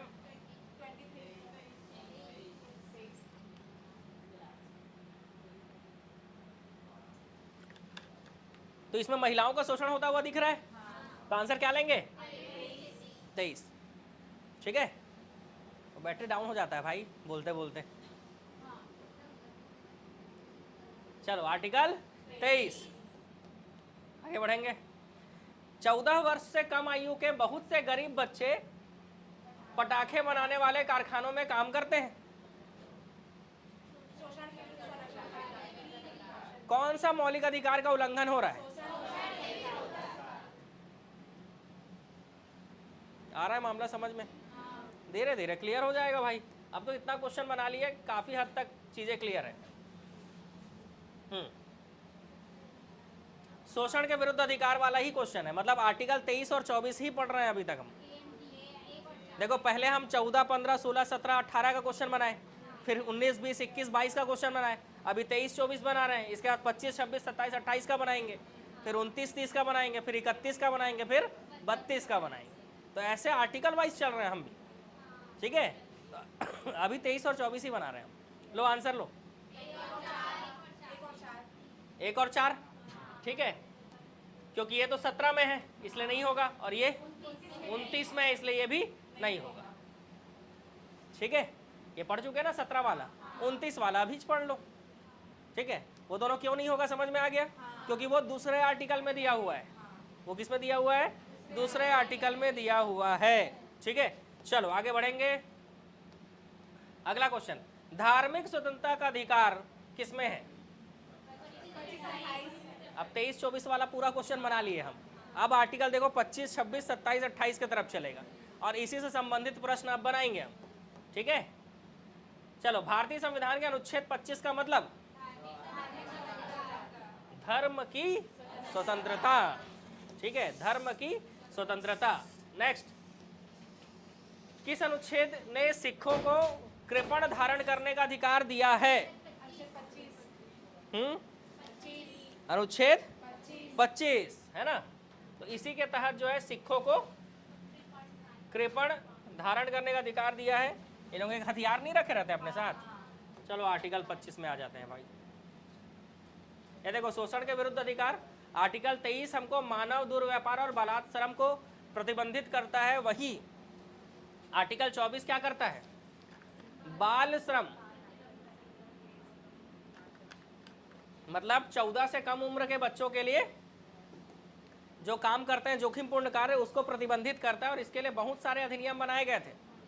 देश आजाद होने के बाद 48 में कारखाना अधिनियम बनाया गया, 51 में बनाया गया बागान श्रम अधिनियम, 52 में खान मतलब माइंस अधिनियम बनाया गया, माइंस एक्ट, 86 में बाल श्रम अधिनियम, और फाइनली 2016 में मोदी जी की सरकार ने इसको बाल श्रम निषेध संशोधन अधिनियम किया, ठीक है। ये वाला पीडीएफ भेज दूंगा भाई। नहीं मिलता है पीडीएफ, भेजा तो था, नहीं आ रहा था। अच्छा ठीक, ऐप में नहीं खुला, ऐप में अभी भी डाला हुआ है।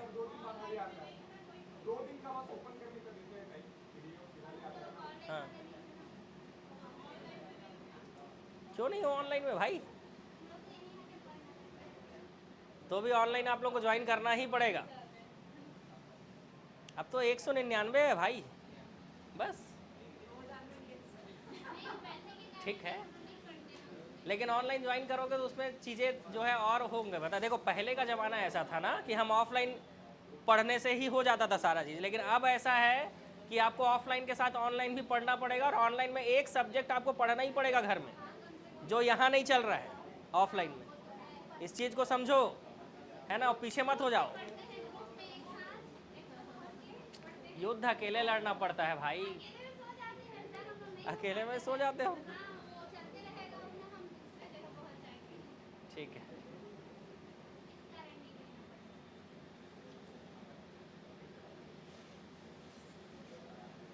क्या हो रहा है, कोरबा पहुंच गया क्या सर जी? अरे हाँ भाई, कल स्टोरी तो डाला था कोरबा जा रहा हूँ करके, ठीक है। अब पता नहीं अचानक से मूड हुआ, परसों पिकनिक गए थे तो कल तो उठ ही नहीं पाया। सुशील सर कुछ काम से गए हुए हैं चापा, तो इसीलिए छुट्टी पे। हाँ मंडे को आ जाएंगे, फिर मैं चले जाऊँगा। बढ़िया, मैं तो वैसे भी 2-3 दिन के लिए ही आया हूँ। अभी बहुत बड़ा लोड है भाई मेरे ऊपर, मेरे को 20,000 ऑब्जेक्टिव कंप्लीट कराना है, ग्रामीण विकास आजीविका क्लास लेना है ना, और छत्तीसगढ़ का भूगोल और इतिहास कंप्लीट करना है। तो इतना सारा सब्जेक्ट मेरे को 2 महीने के अंदर कंप्लीट करना है, दिन रात पढ़ाना पड़ेगा अभी मेरे को। नहीं, बिलासपुर वाले एकेडमी में छत्तीसगढ़ का भूगोल और इतिहास कंप्लीट करना है, और क्या सब्जेक्ट बताया, वो तो मेरे पर्सनल स्टूडियो में हो जाएगा कंप्लीट। ग्रामीण विकास आजीविका कंप्लीट करना है, हाँ। तो ये सब चीज़ कंप्लीट करना है भाई, तो बहुत बड़ा प्रेशर है बताइए, इसीलिए मैं नहीं आ रहा था। हाँ इसीलिए बोल रहा हूँ ऑनलाइन ज्वाइन कर लेना, पता है ऑनलाइन में जुड़ के रहो, तभी तो वहाँ का भी क्लास मिलेगा ना, बिलासपुर का भी क्लास मिलेगा। ऑनलाइन में जुड़ के रहना है।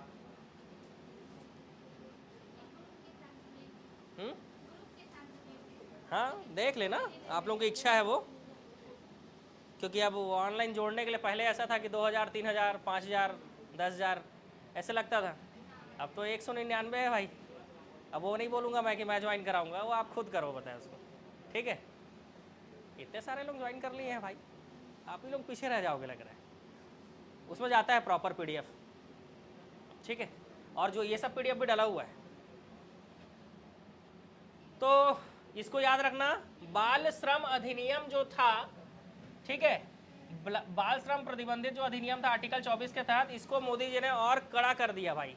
कहीं भी 14 वर्ष से कम उम्र के बच्चे अगर काम करते हुए दिख रहे हैं तो उस कंपनी के विरुद्ध क्या हो जाएगा, तुरंत एक्शन हो जाएगा, ठीक है। तो ये अब एकदम कड़ाई से पालन होता है इसका, ठीक है।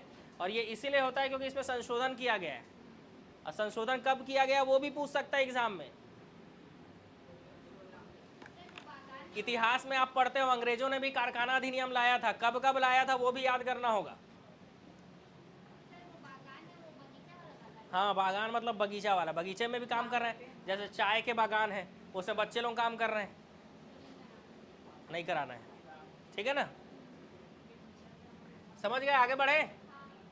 अच्छा 25 में आ रहा था भाई, मैं ये बता रहा था, देखो धार्मिक स्वतंत्रता के अधिकार जो है आर्टिकल 25, ये जो है अंतःकरण, आचरण और प्रचार करने की स्वतंत्रता देता है हमको।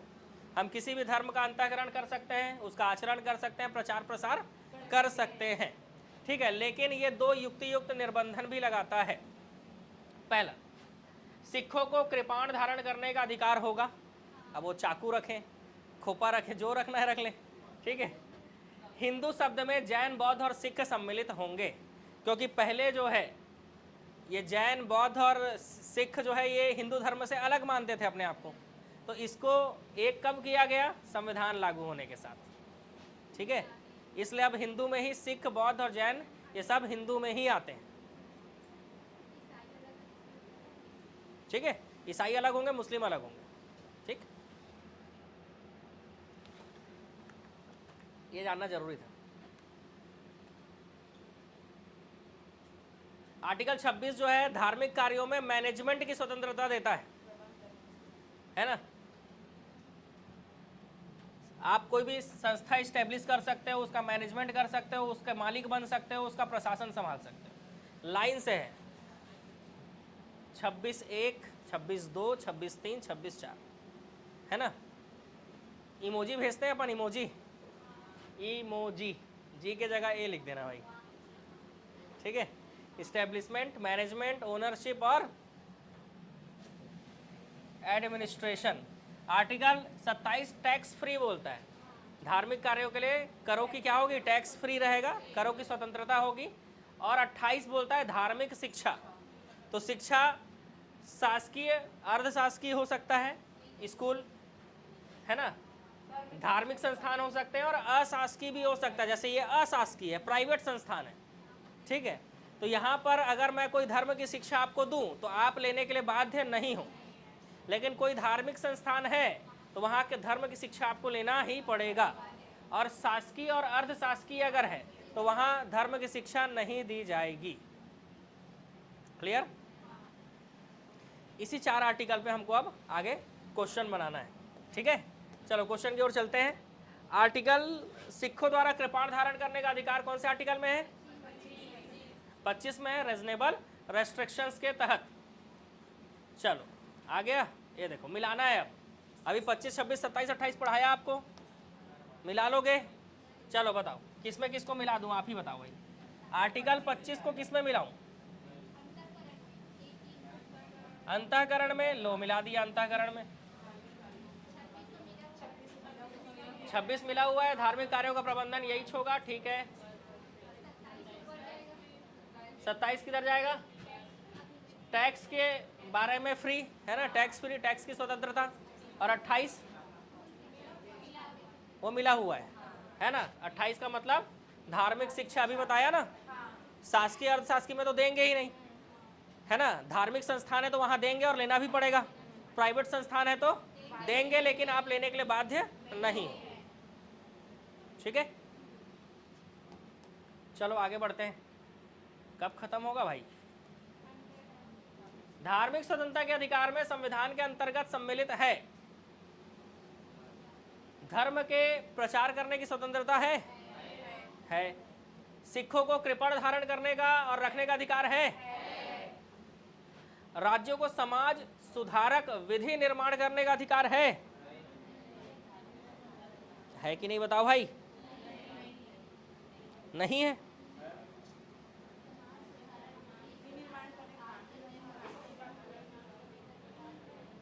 समाज को सुधारने के लिए कानून नहीं बनाएंगे?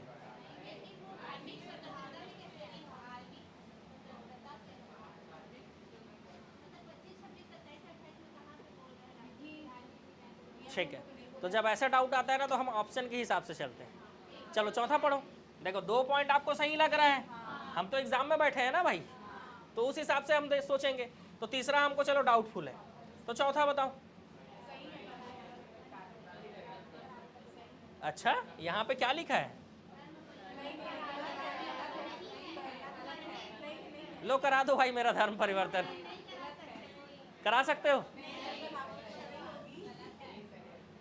तो अगर चौथा गलत हो गया तो कैसे आंसर ठीक मारोगे? समझ गए? है ना, ज्यादा स्ट्रेस नहीं लेते हैं। राज्यों को अधिकार है जी समाज सुधारक विधि बनाने का। राज्य का मतलब देश होता है, जैसे अभी वक्फ बोर्ड बिल पर अभी कानून आया है, तो अधिकार है इसीलिए तो बना रहे हैं। ठीक है, और धार्मिक ही है वो, है ना। बिल नहीं, अब अधिनियम बन गया है भाई, वो बिल बोलते पहले। ठीक है, अब क्या हो गया है? अधिनियम बन गया है। नहीं सुने हो न्यूज़ में? सुने तो हो गई। क्या हो गया? हाँ हाँ,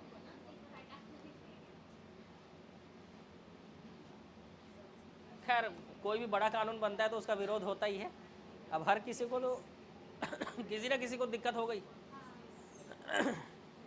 अभी अगर यूनिफॉर्म सिविल कोड ले आएंगे, बताएं, एक देश एक कानून, फिर भी बहुत लोगों को दिक्कत होगा।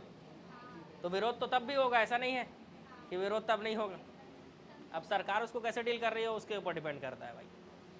संस्कृति और शिक्षा संबंधी प्रावधान किसमें है? मतलब 25, 26, 27, 28 पढ़ लिए भाई, अब कहाँ पहुँच गए? 29, 30 में। बिल्कुल क्रम से ही चल रहे हैं हम लोग। 1 अप्रैल 2010 को कौन सा अधिकार भारतीयों को दिया गया? बताओ।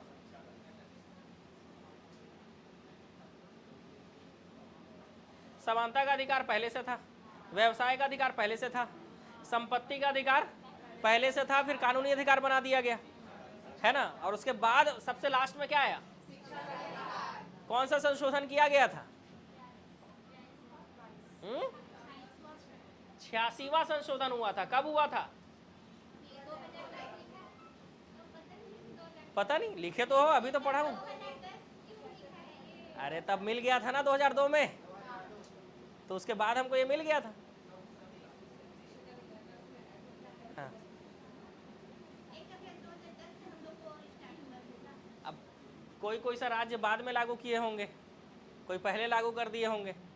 ठीक है, संशोधन हुआ होगा 2010 में कोई सा और उसमें।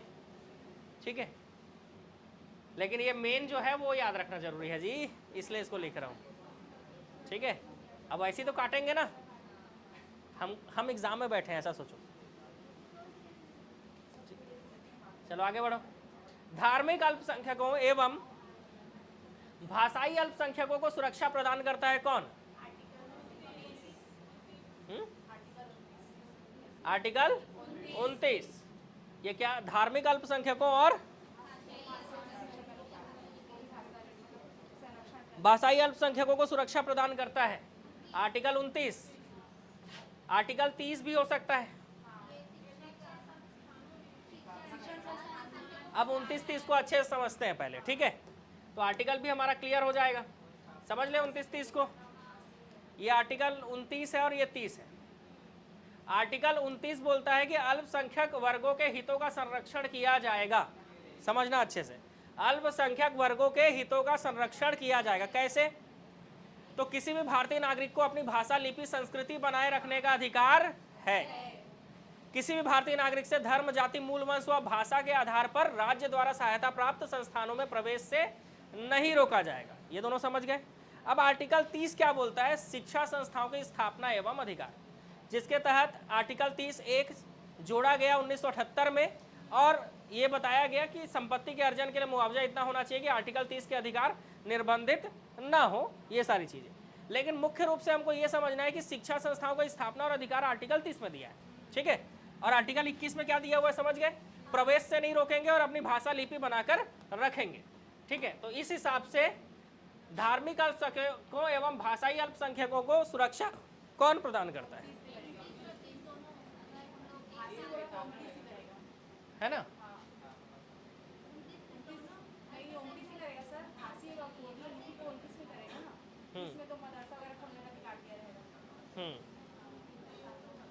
ये सुरक्षा कैसे मिलेगी? 29 करेगी संरक्षण भाषा और लिपि और बोली का। 29 करेगा। हाँ? स्थापना 30 कर सकते। अरे नहीं, मेरा सवाल कुछ और है भाई, तुम कुछ और बोल रहे हो।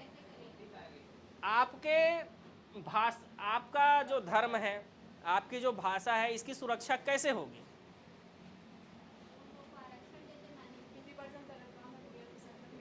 इस चीज से होगा क्या कि हमको इसका अधिकार है, मतलब हमको इस चीज को सुरक्षित करने का अधिकार है इसलिए सुरक्षा देगा, या फिर हमको प्रवेश से नहीं रोका जाएगा कहीं भी, इससे मिल रहा है ये सुरक्षा, या फिर शिक्षण संस्थाओं की स्थापना और उसके प्रबंधन का अधिकार है इसलिए मिल रहा है सुरक्षा?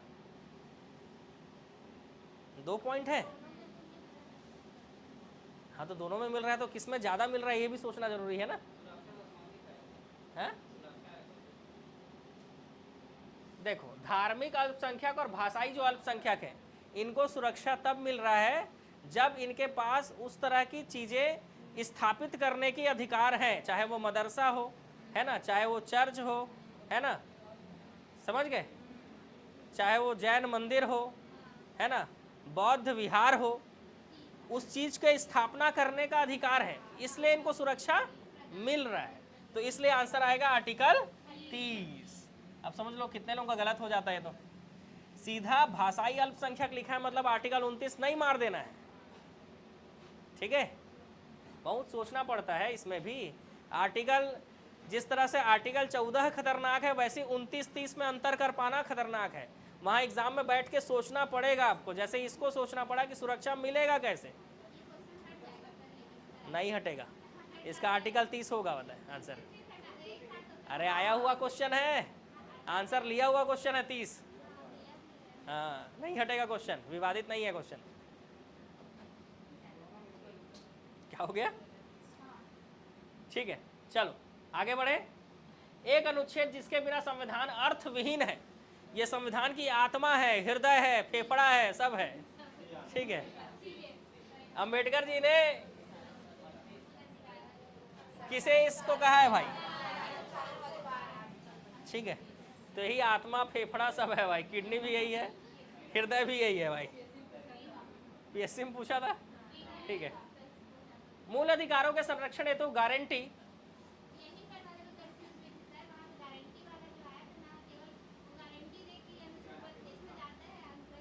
हाँ, पर गारंटी लिखा है तो 32 में नहीं जाना है, क्योंकि उसमें केवल भारतीयों के लिए पूछा था, है ना, ठीक है। तो इसका आंसर क्या हो जाएगा? आर्टिकल 32, संवैधानिक उपचारों का अधिकार, ठीक है, आर्टिकल 32। चलो, आर्टिकल 32 के अधीन सर्वोच्च न्यायालय किस आधार पर राहत के लिए मना कर सकता है?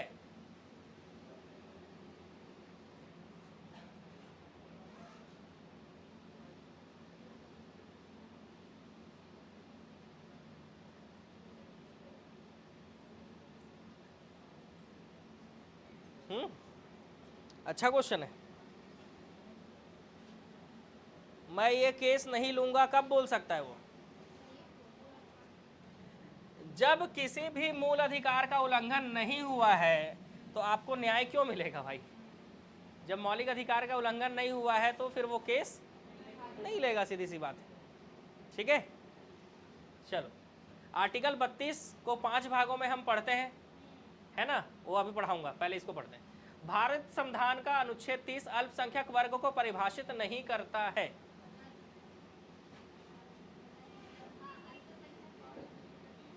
गलत? अच्छा ठीक है, चलो गलत मान लेते हैं। संविधान केवल भाषाई और धार्मिक अल्पसंख्यक को वर्ग को मान्यता प्रदान करता है। चलो देखते हैं कितने लोग इसका सही आंसर दे पा रहे हैं।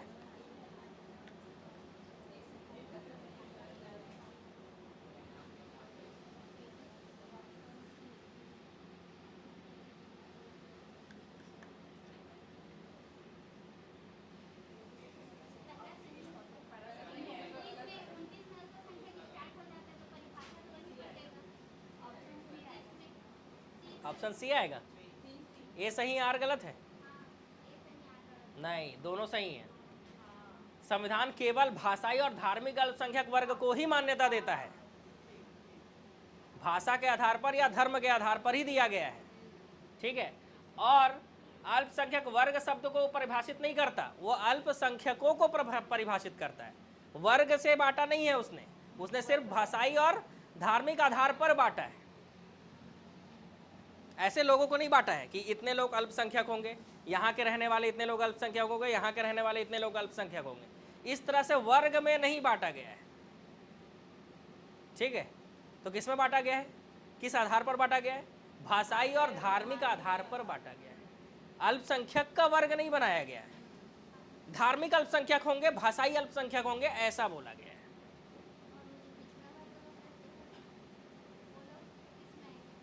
पिछड़ा वर्ग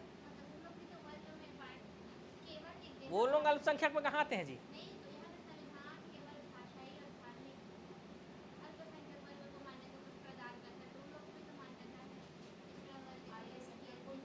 वो लोगों को कहाँ मान्यता है जी?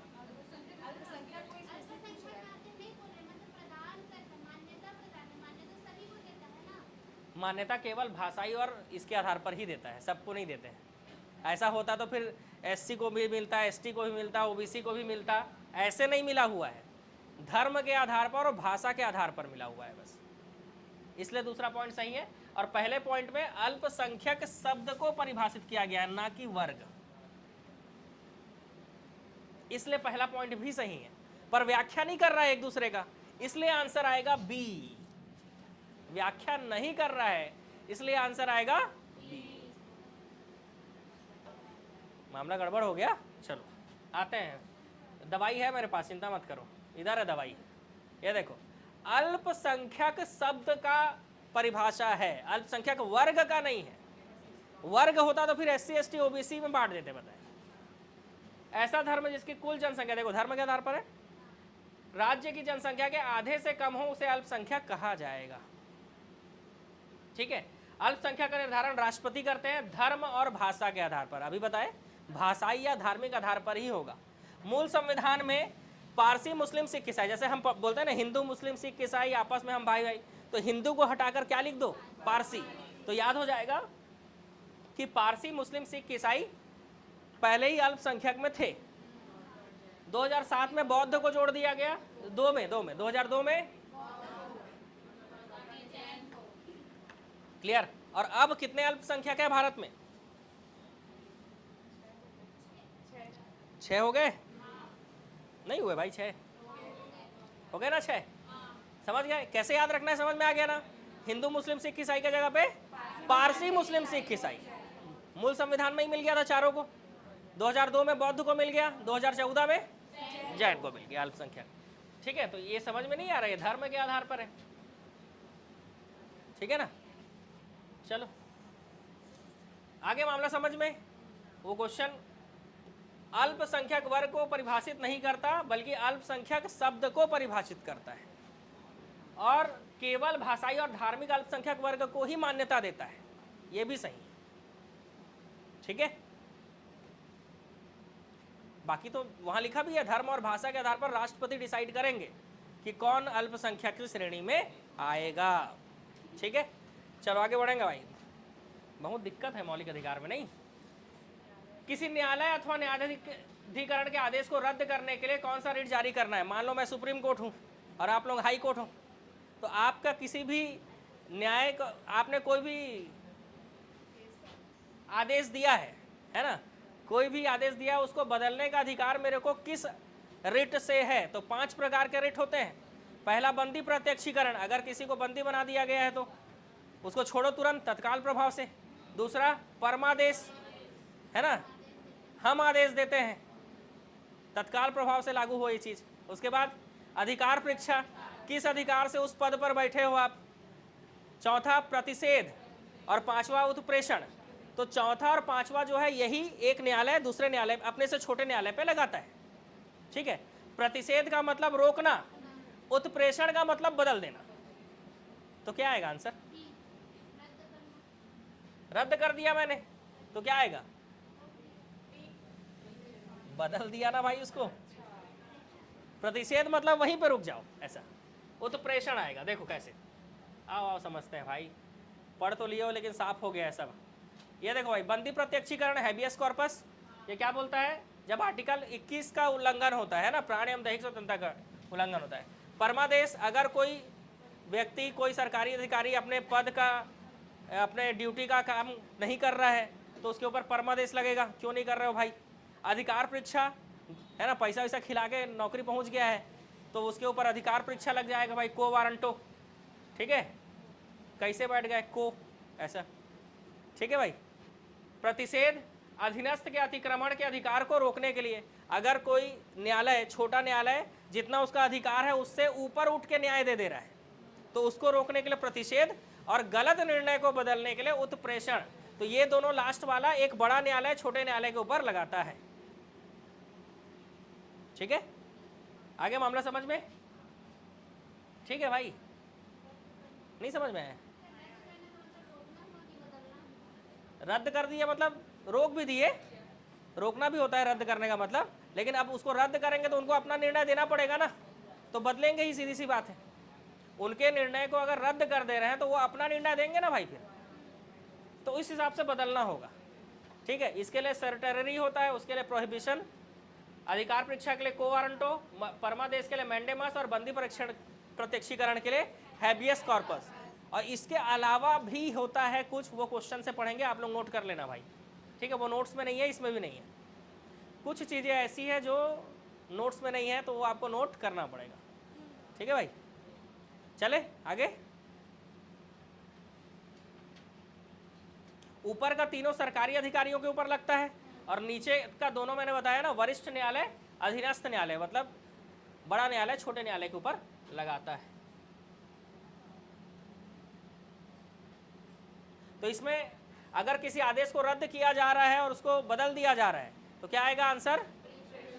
है ना, और रोक दे रहे हैं कि ये तुम्हारे अधिकार क्षेत्र के बाहर है तो प्रतिषेध आएगा। ठीक है, अभी आंसर उत्प्रेषण है। नेक्स्ट, अवैध रूप से निरुद्ध या हवालाती पाए गए किसी व्यक्ति के रिहाई निश्चित करने के लिए कौन सा रिट जारी किया जाता है? अवैध रूप से आपने किसी को किडनैप करके रखा हुआ है, ठीक है, रोक के रखा हुआ है ना, थाने में रोक के रखे हुए हैं, ठीक है, तो उसके ऊपर कौन सा रिट जारी हो जाएगा? बंदी प्रत्यक्षीकरण, है ना, उस बंदी को तुरंत प्रत्यक्ष करो, प्रस्तुत करो, है ना, तो बंदी प्रत्यक्षीकरण हैबियस कॉर्पस लगता है। नेक्स्ट, अधिकार परीक्षा, एक आदेश को जारी करने के लिए भारत के संविधान में जो अधिकथित है उसके अनुसार निम्नलिखित में से कौन सी शर्त सही है? अच्छा नहीं है, तब तो और मामला बिगड़ जाएगा। नहीं है बोल दिया है तो सही है तो खोज लेते हैं। ठीक है, नहीं है खोजना है। चलो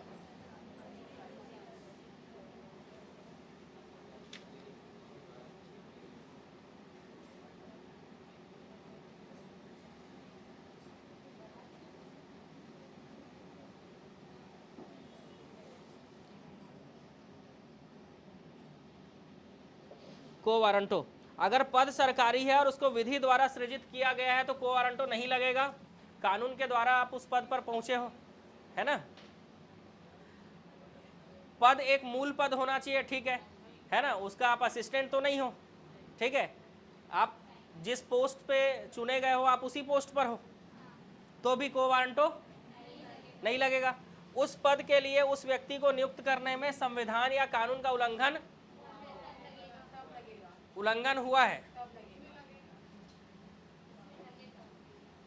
लगेगा।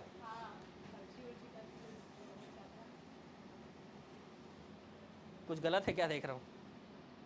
उस पद के लिए उस व्यक्ति को नियुक्त करने में संविधान या कानून का वहां उल्लंघन हुआ हो, तब भी लगेगा ना भाई, उल्लंघन हुआ है तब तो लगेगा ही, ठीक है। और नियुक्ति संवैधानिक उपलब्ध के अनुरूप हो,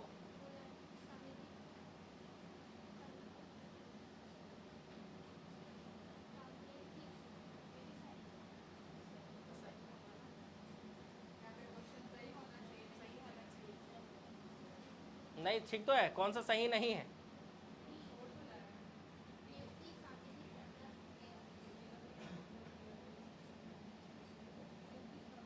समान संवैधानिक उपलब्ध के अनुरूप हो तो उसके ऊपर अधिकार परीक्षा लगेगा कि नहीं?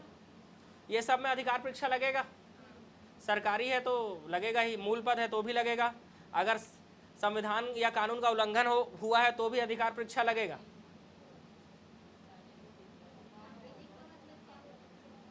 कानून बनाकर, है ना, जैसे संविदा का नौकरी है ना, कानून बना के, है ना। आंसर तो यही लिया है लेकिन, हाँ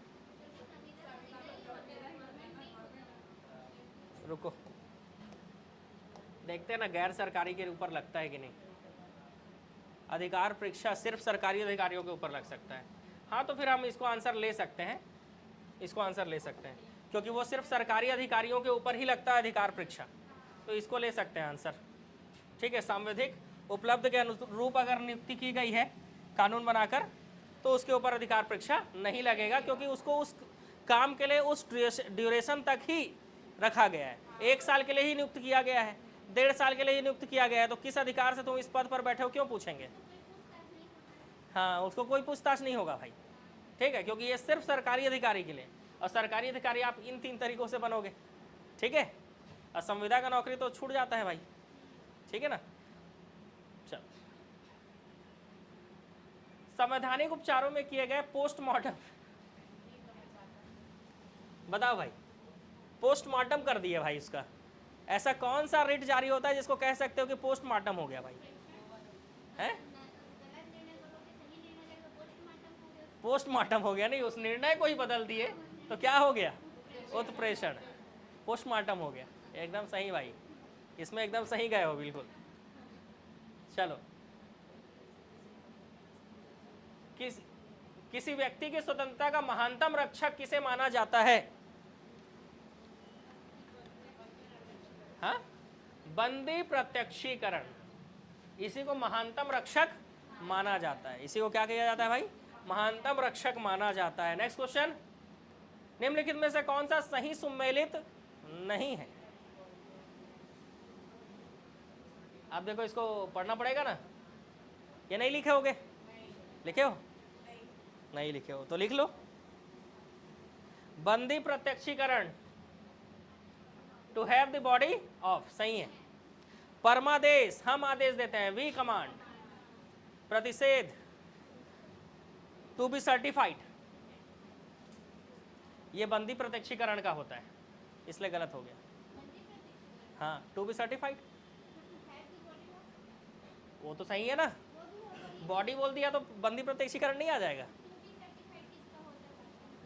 बताया तो टू बी सर्टिफाइड होता है बंदी इसका परमादेश, नहीं जी रुको,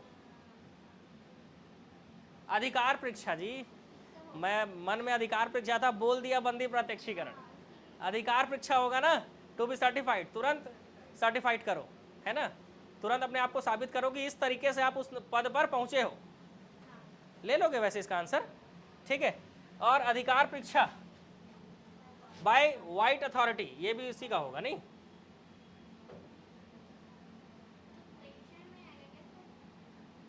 नहीं, सर्टिफाइड तो इसी में आएगा जी, अधिकार परीक्षा में। दोनों उसी का हो सकता है। रुको एक बार चेक कर लेते हैं, गूगल है हमारे पास। प्रतिषेध,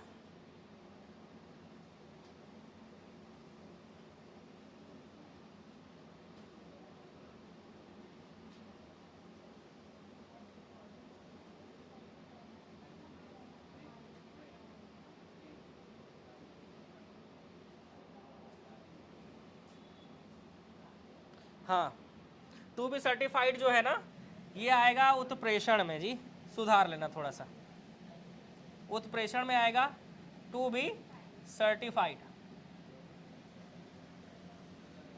ये आपके लिए नया क्वेश्चन है, मेरे लिए भी नया ही क्वेश्चन है, ठीक है। और क्या बच गया?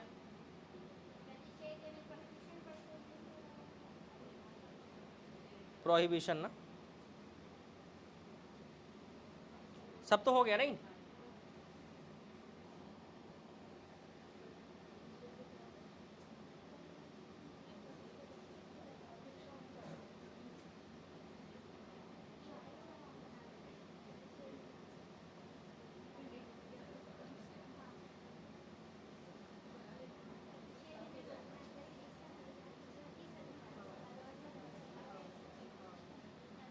स्टॉप डूइंग, स्टॉप डूइंग, ठीक है, गूगल में सब है, ठीक। तो ये वैसे आराम से समझ में आ जा रहा है। बंदी प्रत्यक्षीकरण का to have the body of, परमादेश वी कमांड, प्रतिषेध का stop doing, to be certified मतलब उत्प्रेषण, ठीक है, और अधिकार परीक्षा बाय व्हाट अथॉरिटी, ठीक है, व्हाट अथॉरिटी, वाह, किस अधिकार से, तो इसको सुधार के लिख लेना भाई, किस अधिकार से। चलो आगे बढ़े, अगले क्वेश्चन की ओर चलते हैं। कौन सा अधिकार मूल अधिकार के अंतर्गत नहीं आता? संपत्ति का अधिकार, संपत्ति का अधिकार जो है वो मूल अधिकार के अंतर्गत नहीं आता है, ठीक है भाई। चलो, संपत्ति का अधिकार मूल अधिकार के अंतर्गत नहीं आता है, ठीक है, तो आंसर होगा ऑप्शन सी। चलो अगले क्वेश्चन की ओर चलते हैं। संपत्ति का अधिकार वैधानिक अधिकार है। अब कानूनी और वैधानिक बोलेगा ना, अगर कानूनी वैधानिक ना लिखा हो तो कानूनी अधिकार आंसर ले लेना, और कानूनी और वैधानिक दोनों लिखा है तो वैधानिक अधिकार ले लेना, तो फिर कोई डाउट नहीं होगा कि आंसर आपको क्या लेना है। आगे समझ में? इसीलिए तो हम लोग ऑब्जेक्टिव बना रहे हैं ना भाई, ताकि हमारा डाउट क्लियर हो जाए। लेना कानूनी अधिकार ही है, लेकिन अगर वैधानिक लिखा हुआ है तो वो उससे अच्छा टर्म है, ठीक है, तो वैधानिक आंसर लोगे। संपत्ति के अधिकार को कौन से संशोधन से हटाया गया था? बताया था, 44वां संविधान संशोधन हुआ था। कब हुआ था? 1978 में हुआ था। कब हुआ था? 1978 में हुआ था। किसकी सरकार थी इस समय?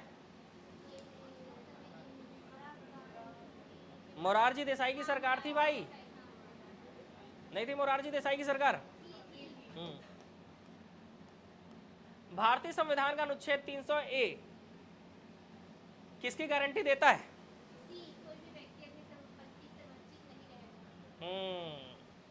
कोई भी व्यक्ति अपने संपत्ति से वंचित नहीं रहेगा। आपके पास जो संपत्ति है वो आपकी ही रहेगी, ठीक है। अधित्यजन के सिद्धांत का तात्पर्य है, हाँ थोड़ा टफ वर्ड है, अब उसका आंसर ढूंढ लोगे तो पता चल जाएगा ना ये क्या है भाई। वही तो पूछा है जो आप पूछ रहे हो। अधित्यजन का सिद्धांत मतलब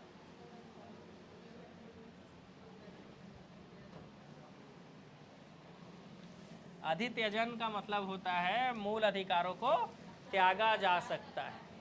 वही तो क्वेश्चन है कि अधित्यजन का मतलब क्या, तो उसका मतलब ये है, अधित्यजन का सिद्धांत ये बोलता है कि मूल अधिकारों को त्यागा जा सकता है, छोड़ा जा सकता है। समझ गए? और कुछ तो नहीं निकलेगा इसका मतलब भाई। क्यों भाई, बहुत नींद आ रहा है? ओए, चक्कर आ रहा है? पानी वानी पिलाओ भाई। हाँ? अच्छा, फर्स्ट डे है।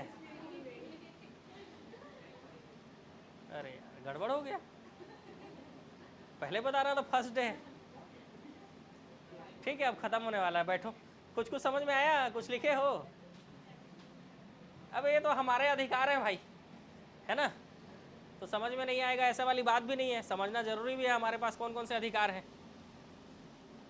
मैं तो नहीं बोला था, लेकिन अच्छा, यहाँ बोले थे क्या कि बैठ जाओ करके क्लास में? अच्छा, तो आपको तो बोला था मैं मंडे को आना।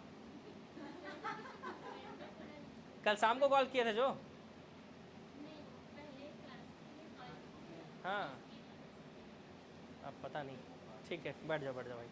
कल जिनका कॉल आया था मैं उनको बोला था मंडे को आना भाई, डेमो के लिए बताए। ठीक है, अभी क्योंकि खतरा क्लास चलने वाला है। ठीक है, ये डेमो नहीं है, ये ऑब्जेक्टिव क्लास है भाई। ठीक है, डेमो देखना होगा तो मंडे को देखना। ठीक है, बाकी आ सकते हो क्लास, कल भी आना चाहो तो आ सकते हो, परसों भी आना चाहो तो आ सकते हो। ठीक, समझने की कोशिश करोगे तो आएगा समझ में। पढ़ने बैठे हैं तो क्यों नहीं आएगा भाई समझ में? हाँ, ठीक है, ठीक, चलो आगे बढ़े। हाँ। अब आज के क्लास में ऐसा है ना कि जिनका पहला है या पहले संविधान नहीं पढ़े, थोड़ा बहुत तो ऊपर से जाएगा ना। अब हर चीज़ समझ में आ जाए ये पॉसिबल नहीं है, लेकिन अगर आज आप पढ़ लोगे तो जब भी आप संविधान पढ़ोगे और मौलिक अधिकार का टॉपिक आएगा तो आपको बहुत सारी चीज़ें पता रहेंगी कि ये सारे क्वेश्चन हमने क्लास में किया था। ठीक है, तो कान को ऐसे पकड़ेंगे चाहे ऐसे पकड़ेंगे, कान पकड़ा जाएगा। ठीक है भाई, चलो, कौन सा भिन्न वर्ग में है? तो आप जानते हो 14 से 18 मतलब समानता का अधिकार, और आर्टिकल 19 का मतलब 19 से 22 मतलब स्वतंत्रता का अधिकार। 19 से 22 का मतलब, तो ये अलग है ना। नेक्स्ट, 6 वर्ष की आयु से 14 वर्ष की आयु के बीच सभी बच्चों को शिक्षा का अधिकार है।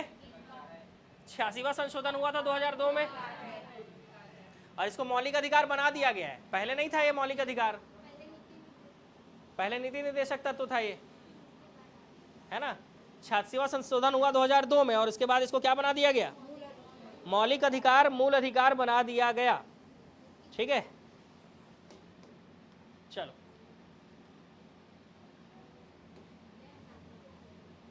गैर नागरिकों को भी उपलब्ध है 14।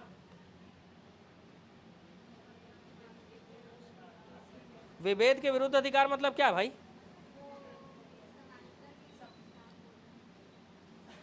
अवसर समानता मतलब 16, 21 प्राणौदेहिक।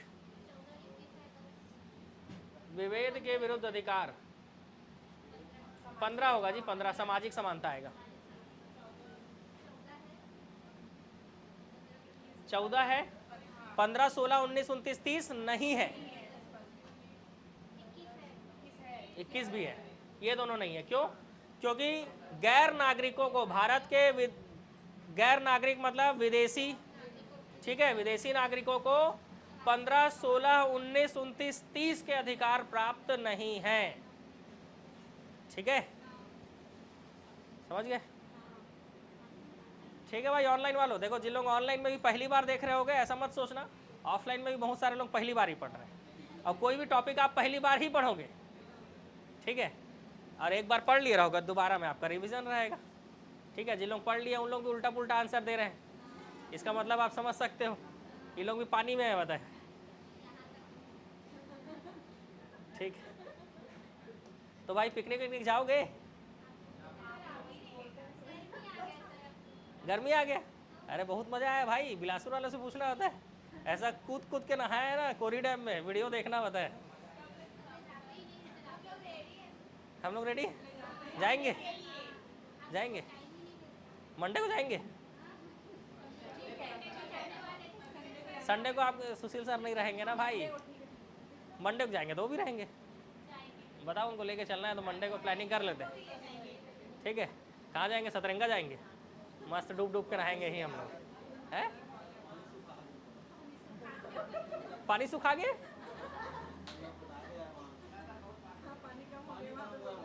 तो नहाने नहीं बनेगा क्या? बहुत पानी है भाई।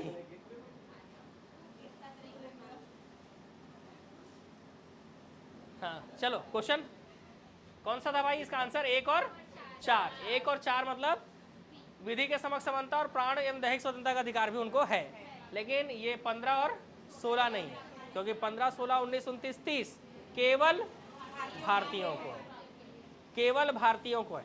इसका मतलब बाकी अधिकार भारतीयों को नहीं है क्या? सारे अधिकार भारतीयों को है, लेकिन 15, 16, 19, 29, 30 केवल भारतीयों को है, मतलब विदेशियों को नहीं। ठीक है, चलो लास्ट आ गए हम लोग।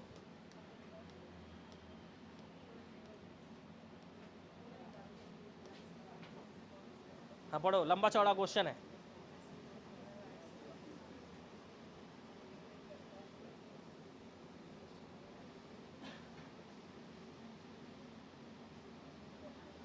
मौलिक अधिकारों को छोड़कर इनमें से कौन सा है जो मानवाधिकारों को बताता है?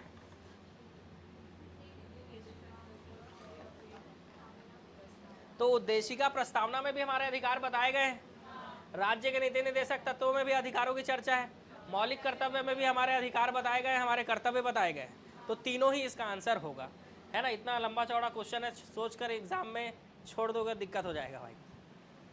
ठीक है, देखो आंसर कितना आसान है, तीनों सही है। अब जब संविधान पढ़ोगे पहली बार जिन लोग, तो अब आप देखना उद्देशिका में भी बताया गया है अधिकार, है ना। 5 प्रकार के न्याय है, सामाजिक आर्थिक धार्मिक स्वतंत्रता है, विचार एवं अभिव्यक्ति, है ना, की स्वतंत्रता है, सामाजिक आर्थिक धार्मिक न्याय है। ठीक है, और क्या है भाई? हाँ, न्याय 3 प्रकार का, स्वतंत्रता 5 प्रकार का है, विचार अभिव्यक्ति धर्म और उपासना, और कौन सा एक छूट गया? विचार अभिव्यक्ति धर्म विश्वास उपासना है क्या? देख के बताओ भाई, नोट्स में लिखे होगे जल्दी से। प्रस्तावना नहीं लिखे हो? हम भारत के लोग भारत को संपूर्ण प्रभुत्व संपन्न, नहीं लिखे हो?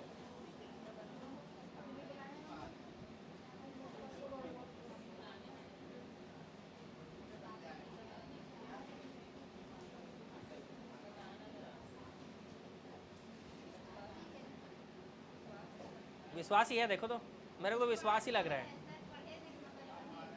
विचार अभिव्यक्ति विश्वास धर्म उपासना ही होना चाहिए, वही है। विचार अभिव्यक्ति विश्वास धर्म उपासना, ऑनलाइन वाले बोल रहे हैं वही है भाई, तो वही होगा। चलो आगे बढ़ जाए, चलो नेक्स्ट।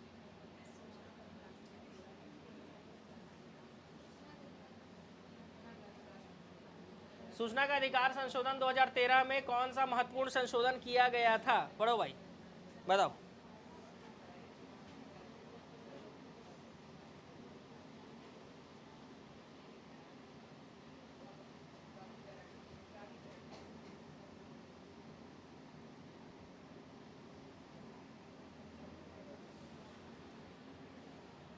तो अब वो संशोधन पढ़े ही नहीं है तो कैसे जानेंगे? सीधी सी बात है, ये तो सबके लिए नया है ना। तो मैं आंसर बता दूं सीधा, दोनों ही संशोधन किए गए थे। जो भी फाइल टिप्पणी है इसकी जानकारी को सूचना के अधिकार के दायरे से बाहर रखा गया, ताकि उसको कोई भी व्यक्ति जो है उसका सूचना प्राप्त ना कर सके। और जो भी राजनीतिक दल थे, है ना, और सार्वजनिक प्राधिकरण की परिभाषा के दायरे से के बाहर रखा गया है, ताकि राजनीतिक दलों की सूचना आप ना ले सको। हाँ, चेंज कर दिए, अपने आप को अपना हमारा सूचना लीक नहीं होना चाहिए करके, है ना। समझ गए?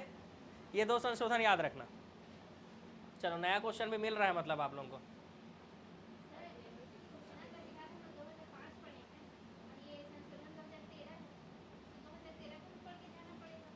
ये तो पढ़ लिया ना संशोधन तो।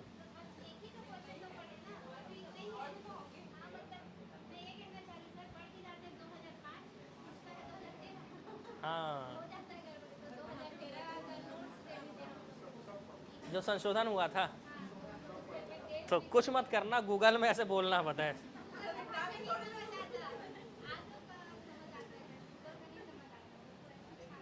हाँ, तो आपके गुरुजी पढ़ाएंगे सूचना का अधिकार अधिनियम, तो उनको बोलना संशोधन पढ़ाइए, ठीक है। नहीं तो खाने लग जाना गुरुजी चाम चटियार। चलो आगे बढ़े। देखो भाई, ये बहुत ही खतरनाक क्वेश्चन है, क्योंकि निवारक निरोध के बारे में कौन सा कथन सही है बोल रहा है, और ये निवारक निरोध बहुत ही कठिन टॉपिक होता है। तो मैं सीधा इसका आंसर जो है बताऊंगा, बताए, ठीक है। ये वाला गलत है, हाँ। अब इसके लिए ना पूरा उसके अंदर घुसना पड़ जाएगा, तो मैं सीधा आंसर ही बता देता हूँ। ये दोनों गलत है और ये वाला पॉइंट सही है, और तीसरा जो सही है उसको पढ़ो, आप पढ़े हुए हो उसको।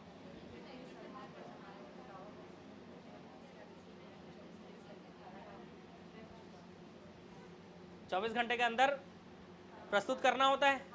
अगर पुलिस आपको पकड़ कर लेकर गई है तो ये सही पॉइंट है, यही आंसर है भाई, ठीक है, यही आंसर है, ठीक है। बाकी निवारक निरोध जो है ना, केवल 3, ऑप्शन सी, केवल 3 ना, केवल 3 सही है। चलो आगे, गिरफ्तारी और निरोध से संरक्षण किसे प्राप्त नहीं है?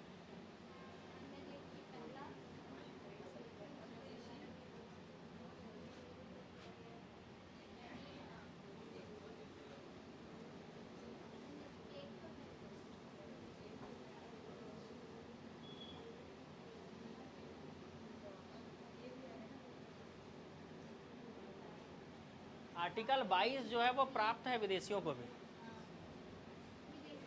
हाँ, गिरफ्तारी से संरक्षण है। जब तक वो कुछ किया नहीं है ना, कोई शत्रु या अन्य देशी, मतलब हमारा बगल का बांग्लादेश या पाकिस्तान से कोई आया है तो उसको गिरफ्तार कर लेंगे क्या?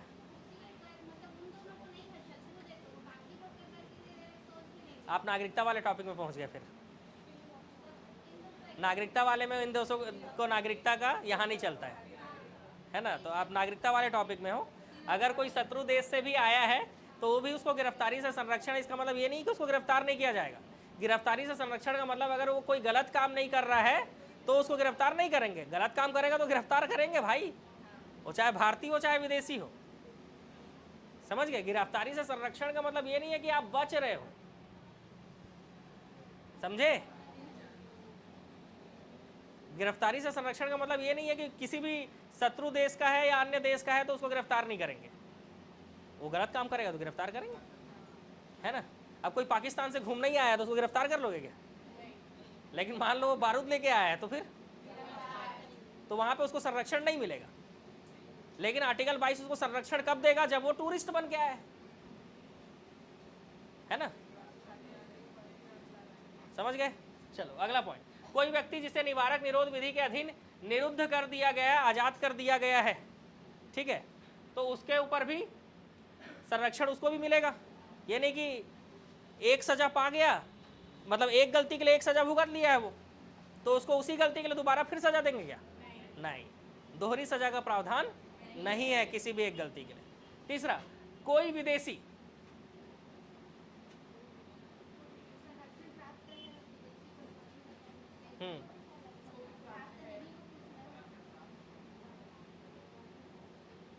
कोई विदेशी नहीं, यहाँ पे नहीं को पूछा है जी, सबको प्राप्त हो गया। कोई प्रवासी भारतीय नागरिक, इसको भी प्राप्त हो गया, ठीक है, और इसको भी प्राप्त हो गया। कोई विदेशी है उसको भी गिरफ्तारी और निरोध से संरक्षण, इसको भी प्राप्त हो गया। तो अब ऑप्शन देखो, चलो अब ऑप्शन के हिसाब से आंसर टिक मारना पड़ेगा। ऐसी स्थिति में हम क्या करते हैं,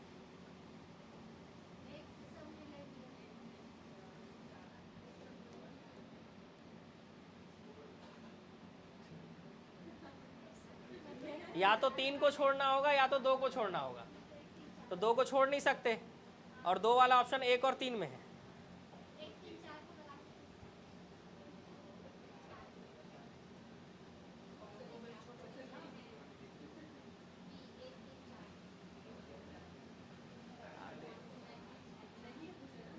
नहीं है पूछा है जी, सही नहीं है। विलोपित हो गया ये क्वेश्चन। चलो आगे बढ़ते हैं। हाँ, ज़्यादा सोचने की जरूरत नहीं है, सिर दुखने लगेगा नहीं तो। मानवाधिकारों की सार्वभौमिक घोषणा के संबंध में कौन सा कथन सही नहीं है? गलत वाले कथन को चुनना है।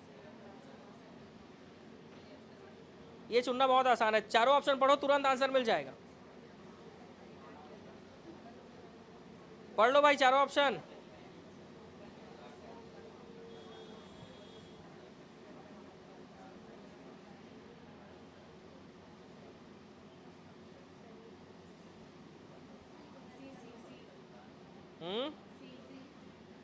सी आंसर आएगा।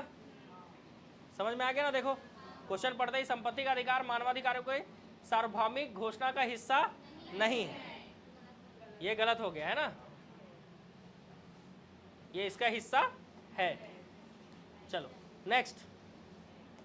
बहुत दिन बाद, बहुत देर बाद आसान क्वेश्चन आया भाई। ठीक है, बताओ क्या होगा? एक का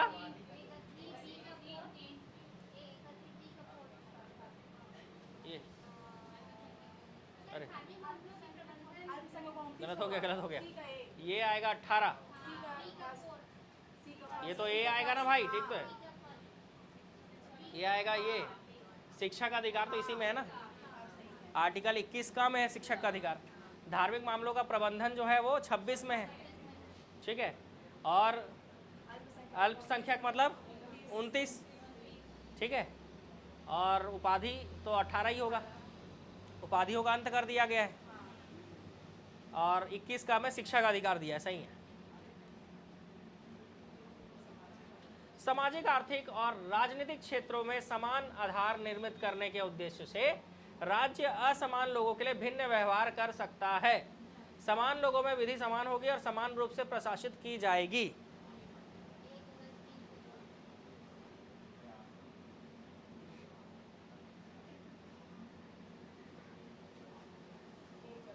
लास्ट क्वेश्चन है, लास्ट क्वेश्चन है भाई। ऑनलाइन की तरफ ध्यान दीजिए, बिल्कुल ध्यान दे रहे हैं। क्या बोल रहे हो? ऑफलाइन वाले बहुत जानते हैं क्या? ये लोग आलसी हैं भाई, ये लोग। हाँ।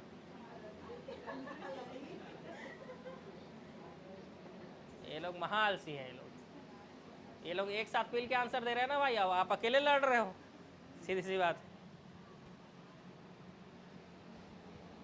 चलो, तो इसका आंसर होगा, आप लोगों को क्या लग रहा है?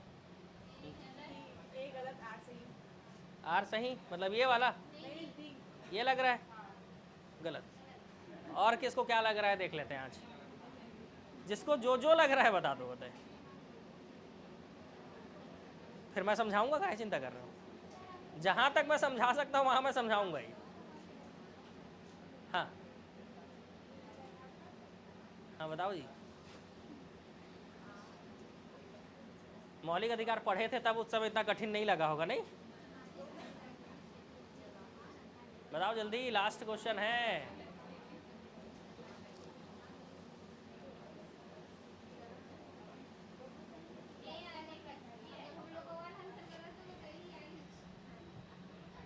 कोई सी बोलना चाह रहा है? गलत। बी बोलना चाह रहा है? गलत।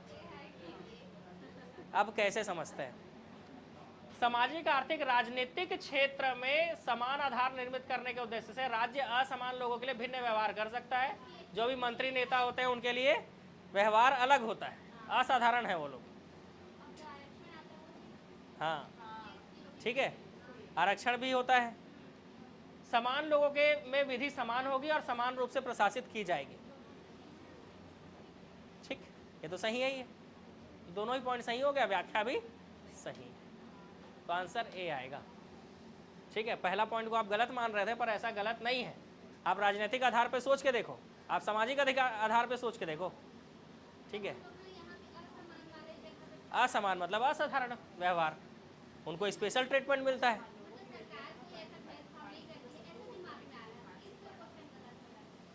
हाँ तो कहाँ भेदभाव हो रहा है भाई? संविधान कैसे भेदभाव हो रहा है? संविधान के तहत जो आरक्षण दिया गया है उसको भेदभाव मान रहे होगे तो फिर गलत सोच रहे हो आप।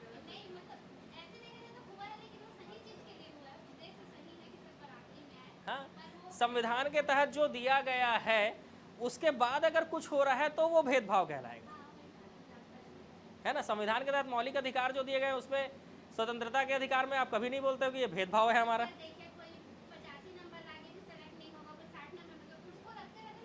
हाँ, इसमें आप बोल सकते हो कि ये भेदभाव हो रहा है, लेकिन ये भेदभाव नहीं है क्योंकि उनका कंपटीशन उनके कैटेगरी से है और आपका कंपटीशन अपने वाले पोस्ट से है भाई, है ना।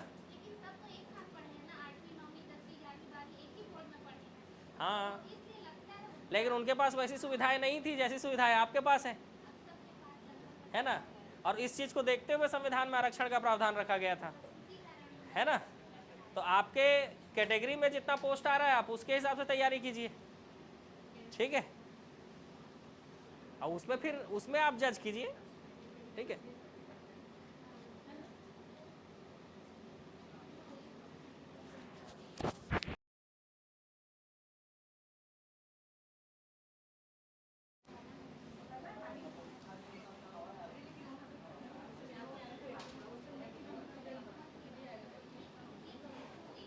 ठीक है भाई, क्या बोल रहे हो? इसमें देखता हूँ भाई, बहुत दूर देखना पड़ता है। टीवी को बदलो यार, क्या बोल रहे हो?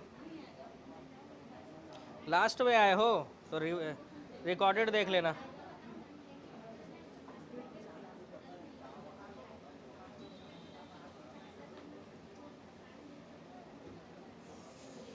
चलो, तो ये ख़त्म है ना भाई, ये ख़त्म, समाप्त। अब बताओ आगे क्या करना है, और पढ़ना है?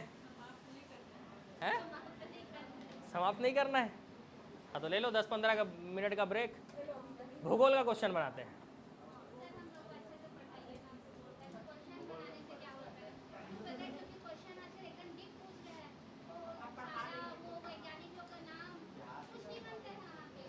कुछ नहीं बनता है। हाँ हाँ देखो आज नया चीज़ पता चला कि नहीं? चल गया ना, इसीलिए तो ऑब्जेक्टिव करा रहा हूँ भाई। नोट्स में वो सब चीज़ पढ़ेंगे ही नहीं।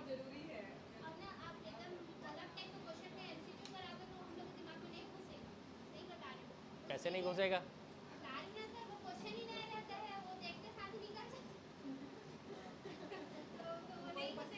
चलो भाई ऑनलाइन वालों, टाटा, मिलेंगे भाई, ठीक है। मिलते हैं थोड़ी देर में भूगोल के क्वेश्चन में, आओ मैदान में।